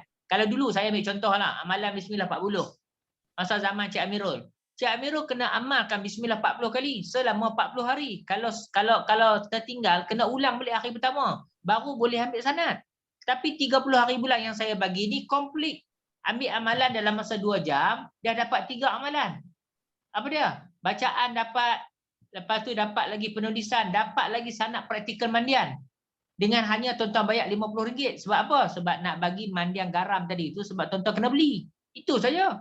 Kalau tuan-tuan kata, Ustaz, saya tak mau ambil amalan, saya tak mau ambil amalan praktikal tu. Kalau tak mau ambil amalan praktikal tu, tak payah. Ambil bacaan saja. Free of charge saya bagi. Cuma saya nak cerita, setiap rawatan saya itu daripada fasa ke fasa saya memudahkan tuan-tuan dan perempuan untuk orang dapat rawatan. Sebab itu kalau ada ustaz-ustaz yang nak bertengkar dengan saya berkaitan dengan kaedah rawatan, saya tak ada masa. Sebab bagi saya, masyarakat yang berada dekat luar sana lagi ramai yang nak dapatkan rawatan. Kenapa kita duk kira sibuk-sibuk ustaz-ustaz yang nak berhujah, nak berdebat? Tak payah. Nak berhujah, nak berdebat, buat sendiri. Saya hanya nak cari orang yang nak buat rawatan. Takkan daripada 30 juta rakyat Malaysia ni, takkan 10 orang, 20 orang tak boleh nak rawat. Saya fikir macam tu, tak ada apa. Sebab tu saya kata, bila tuan-tuan terlibat dengan saya suruh tuan-tuan buat live. Saya suruh tuan-tuan buat TikTok dan sebagainya sebab nak tarik orang. Nak tarik orang masuk ke dalam live tuan-tuan dan perempuan. Daripada 32 juta rakyat Malaysia, takkan seorang dua tak sangkut.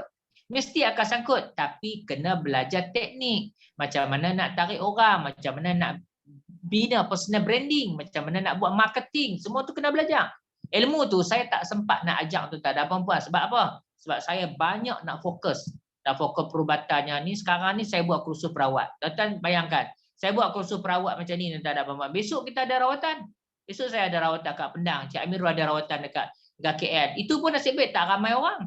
Kalau ramai macam dulu, pusat rawatan saya sampai 50 orang, 60 orang, jampi pula jadi histeria, siapa nak tolong kita? Jadi kita kena fikir sebab Allah bagi akal fikiran. Macam mana kita nak mudahkan orang untuk mendapatkan rawatan. Wallahualam. Okay, terima kasih. Tahniahlah siapa yang dah mendaftar mengikuti kursus sanad Bismillah 40 hanya dalam tempoh 2 jam aja Ustaz ya. 2 jam.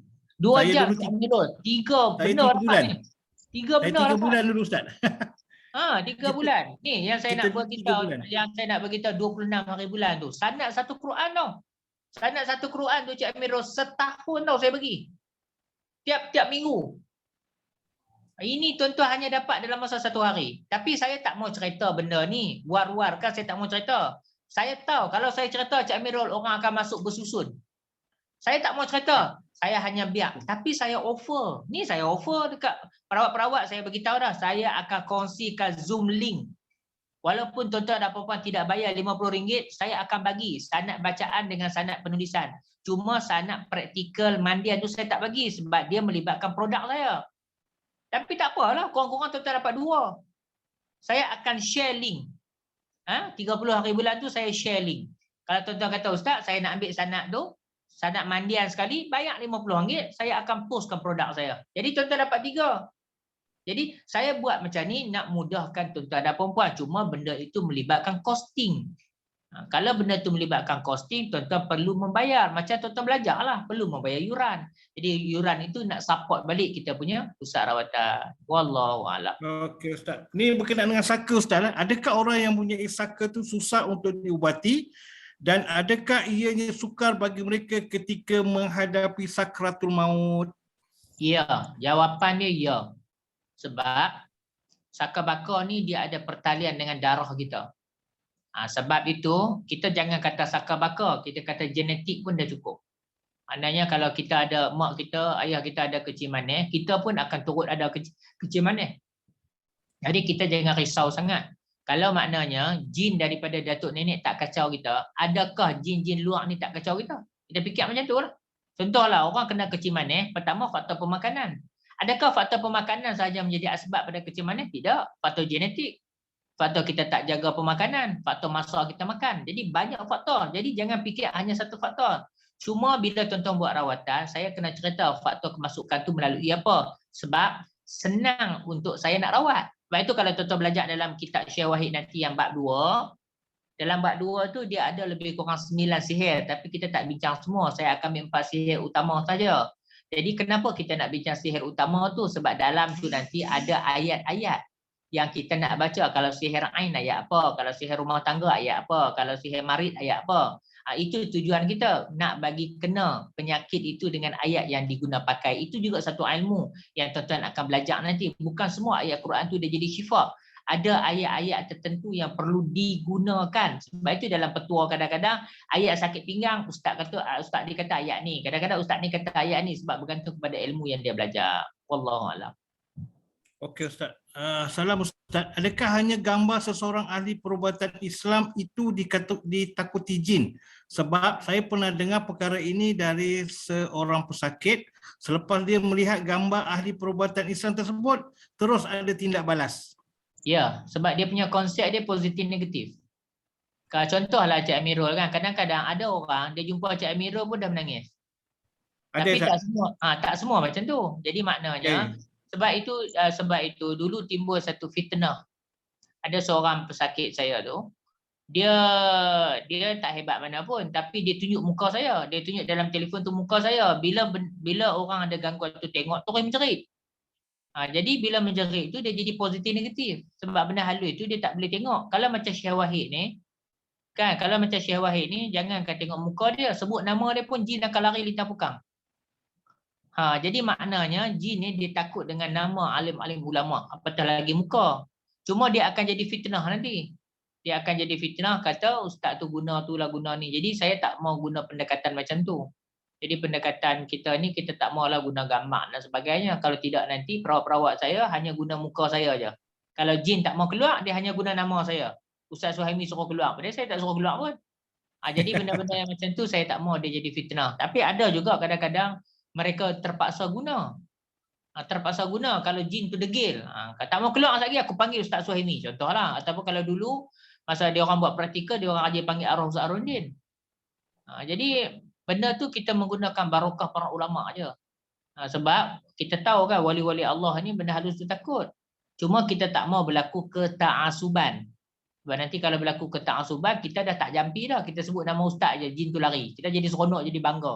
Jadi bila bangga tu syaitan boleh masuk dalam badan kita. Wallahualam. Okey Ustaz, yang tu ada pengalaman juga Ustaz. Bila depan pesakit tak boleh tengok muka, dia berpeluh. Dan ada yang telefon kalau dia nak ambil sesuatu kaedah penggunaan tu tangan dia krem. Itu saya pernah alami. Nanti kan tuan-tuan sendiri akan dapat tahu masa sanad penulisan. Bila tuan-tuan ambil sanad penulisan, tuan-tuan boleh scan tangan tuan-tuan ada perempuan tu ada penyakit stroke ataupun tidak. Sebab bila tuan-tuan ambil saja dia akan jadi krem bila tuan-tuan ada gangguan. Jadi tuan-tuan dah tahu dah, oh saya ada gangguan. Buat rawatan je lah. Jangan tunggu sampai lumpuh baru nak rawat. Itu yang kadang-kadang kita kena tipu. Bila dah kena lumpuh dan sebagainya, minta duit berapa ribu pun kita bagi. Sebab apa? Kita dah sampai tahap climax. Dah teruk dah. Itu yang kita kena tipu. Lepas tu bila rawat tak lega pula, tuduh pengamal tu tak betul dan sebagainya. Padahal kita yang kena tipu. Jadi kita kena jaga benda tu. Jadi kalau kita dalam keadaan yang sihat macam ni, saya bagi tahu, buat saja scan. Tapi saya tak paksa. Tuan-tuan nak buat scan, saya tak paksa. Nak buat ke tak buat, saya tak paksa. Saya hanya akan kongsi borang scan. Sebab borang scan tu nanti tuan-tuan akan buat latihan. Sebab tuan-tuan yang duduk dalam ni, dalam masa 3 bulan, tuan-tuan dianggap perunding saya. Bila perunding saya, kalau dulu tuan-tuan adalah ejen dan stokis saya, bila tuan-tuan jadi perunding, tuan-tuan akan datang nak jadi badan pengamal. Sebelum tuan-tuan boleh buka pusat rawatan. Kan? Tuan-tuan akan datang, boleh buka pusat rawatan macam Cik Amirul. Tak susah pun. Tuan-tuan nak buka pusat rawatan. Contoh macam Wak Nan. Okey, Wak Nan nak buka pusat rawatan. Haniza nak buka pusat rawatan. Kak Nasiah nak buka pusat rawatan. Akan datang tak teruk dah. Saya hanya sediakan SOP. Produk pun dah tak perlu beli dah. Saya hanya bagi direct saja. Siapa nak beli produk ambil melalui saya akan bagi 20%. Sebab apa? Tuan-tuan ada produk pun tuan-tuan tak kerti nak jual. Sebab nak bina bisnes ni dia susah. Jadi Macam mana tuan-tuan boleh bina kerjaya bersama dengan saya, di mana tuan-tuan tak perlu beli produk, tapi tuan-tuan kena ikuti betul-betul SOP. 3 bulan ni kena belajar betul-betul. Macam mana saya buat untuk Cik Amirul. Nanti Cik Amirul akan buat untuk mereka-mereka yang duduk di bawah ni. Saya nak develop macam tu tuan-tuan dan perempuan. Saya tak tahu nak cerita tuan-tuan. Ilmu yang saya dapat ni sangat berharga. Kalau tuan-tuan boleh ikuti betul-betul benda ni tuan-tuan dan perempuan, kalau sekadar nak buat duit ni Tuhan saja yang tahu. Cuma ada cara dan kaedah. Kalau tuan-tuan tidak membina personal branding tuan-tuan sendiri, contohlah bila saya tarik tuan-tuan punya status agent dengan stokis, tuan-tuan dah tak boleh jual produk saya. Dan kenapa saya tarik macam tu? Saya bukan tarik tuan-tuan dan perempuan, tapi saya terpaksa mengambil penguatkuasaan kerana berlaku perkara-perkara yang tidak diingini dalam syarikat saya. Jadi benda-benda macam tu kita kena jaga. Jadi walaupun macam tu saya tak terminate pun tuan-tuan dan perempuan. Saya kata teruskan jual, tak jadi masalah. Cuma renew sahaja. Ikuti sahaja kursus saya supaya tuan-tuan boleh upgrade personal branding tuan-tuan. Contoh macam Cik Amirul kan, ataupun Haniza ke apa benda, kalau masih nak bersama dengan saya, dipersilakan. Tak ada masalah. Buat live, buat TikTok, jual. Bagi tahu saya daripada Pusat Rawatan Darul Ruqyah. Cuma kena submit dekat saya lah. Supaya saya nak tengok balik produk yang dia guna pakai itu masih valid ataupun tidak. Itu saja. Saya tidak sekejam tuan-tuan dan perempuan. Saya punya nawai itu satu je. Saya nak tolong supaya tuan-tuan bebas keuangan, tuan-tuan bebas daripada gangguan. Cuma saya nak kena ambil kira banyak aspek sebab ramai yang tikam belakang. Wallahualam.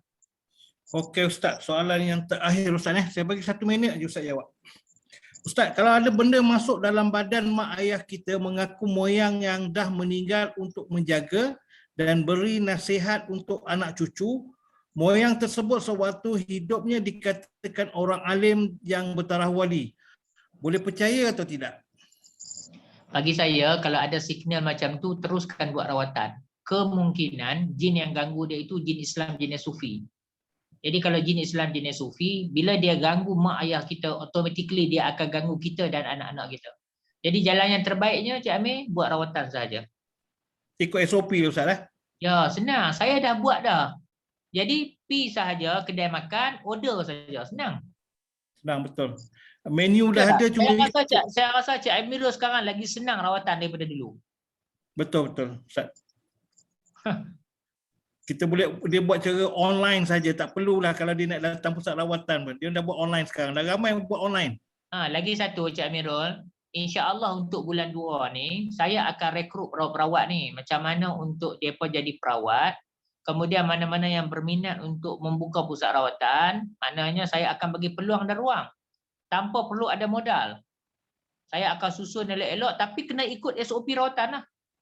Orang nak rawat kena bagi borang scan. Dan bukan tuan-tuan yang nak scan. Saya yang akan scan. Tuan-tuan hantar borang scan dekat saya macam Cik Amirul duk buat kan. Jadi senang. Tuan-tuan pun tak teruk. Lepas tu terus boleh bagi produk. Produk HQ akan postkan. Jangan risau. Jadi maknanya kita buat ni tujuan kita pertama sekali nak mudahkan tuan-tuan untuk bisnes. Sampai pada satu tahap, tuan-tuan dah rasa boleh berdikari sendiri, tuan-tuan boleh beli produk saya dengan kuantiti yang banyak, saya akan bagi 50%, 50%. Saya tak mau benda-benda yang berlaku macam ni kan. Tuan-tuan nak beli dengan harga yang murah, mesti beli dalam kuantiti yang banyak. Bila beli dalam kuantiti yang banyak, tuan-tuan tak boleh nak jual. Ini yang menjadi masalah. Sedangkan bila kita nak berniaga, kita perlu ada modal. Jadi sebab tu saya kata, nak buat apa pun modal perlu. Lagi satu modal. Yang keduanya, sekarang ada juga saya punya ejen yang produk dah tak ada dah. Dia minta kat saya, Ustaz ada lagi dah produk. Saya tak kalkulate produk dah. Bukan apa saya tak mau kalkulate produk. Sebab itu bukan niat saya untuk nak berniaga. Saya hanya nak lahirkan tuan-tuan usahawan. Sebab tu saya tak buat dah kaedah macam tu. Saya nak tuan-tuan yang duduk dalam live saya menjadi perawat, menjadi perunding dan satu hari nanti tuan-tuan buka pusat rawatan. Bila tuan-tuan dah boleh buka pusat rawatan, tuan-tuan dah boleh buka produk sendiri, tuan-tuan buat. Kita buat kerjasama. Bagi produk boleh keluar banyak. Tuan-tuan ingat senang nak keluar produk? Bukan senang tuan-tuan dan perempuan. Nak terapi lagi. Jadi kita gunakan minimum dia punya modal yang ada agar tuan-tuan mendapat maksimum daripada segi pelaburan. Wallahualam. Alhamdulillah selesai sudah. Khatam sudah kitab perisai kebal untuk menangkis kejahatan jin dan syaitan. sepanjang kita lalui bulan Januari, insya-Allah Februari nanti kita masuk kepada kitab senjata tajam untuk melangkis sihir dan ilmu hitam. Pengarang yang sama Syekh Wahid Abdul Salam Bali. Okey Ustaz. Saya rasa setakat itu dulu perjumpaan kita pada malam ini. InsyaAllah kita jumpa lagi minggu hadapan untuk membincangkan kitab seterusnya iaitu senjata tajam. Yang baik daripada Allah, kekurangan kelemahan itu daripada diri saya sendiri. Kita tutup dengan tasbih kafarah dan juga surah Al-As. Subhanakallah wa bihamdika asyhadu an la ilaha illa anta astaghfiruka. Bismillahirrahmanirrahim wal asri. Terima kasih kepada semua yang menjayakan webinar pada malam ini. Kita jumpa lagi minggu depan. Terima kasih kepada grup daripada Banati, Mahat Tafiz Banati HQ Jakarta, Indonesia. Wow, suka mereka di sana ya. Alhamdulillah, terima kasih.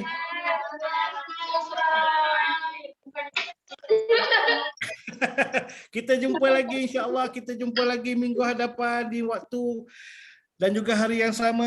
Terima kasih semua. Assalamualaikum warahmatullahi wabarakatuh. Terima kasih.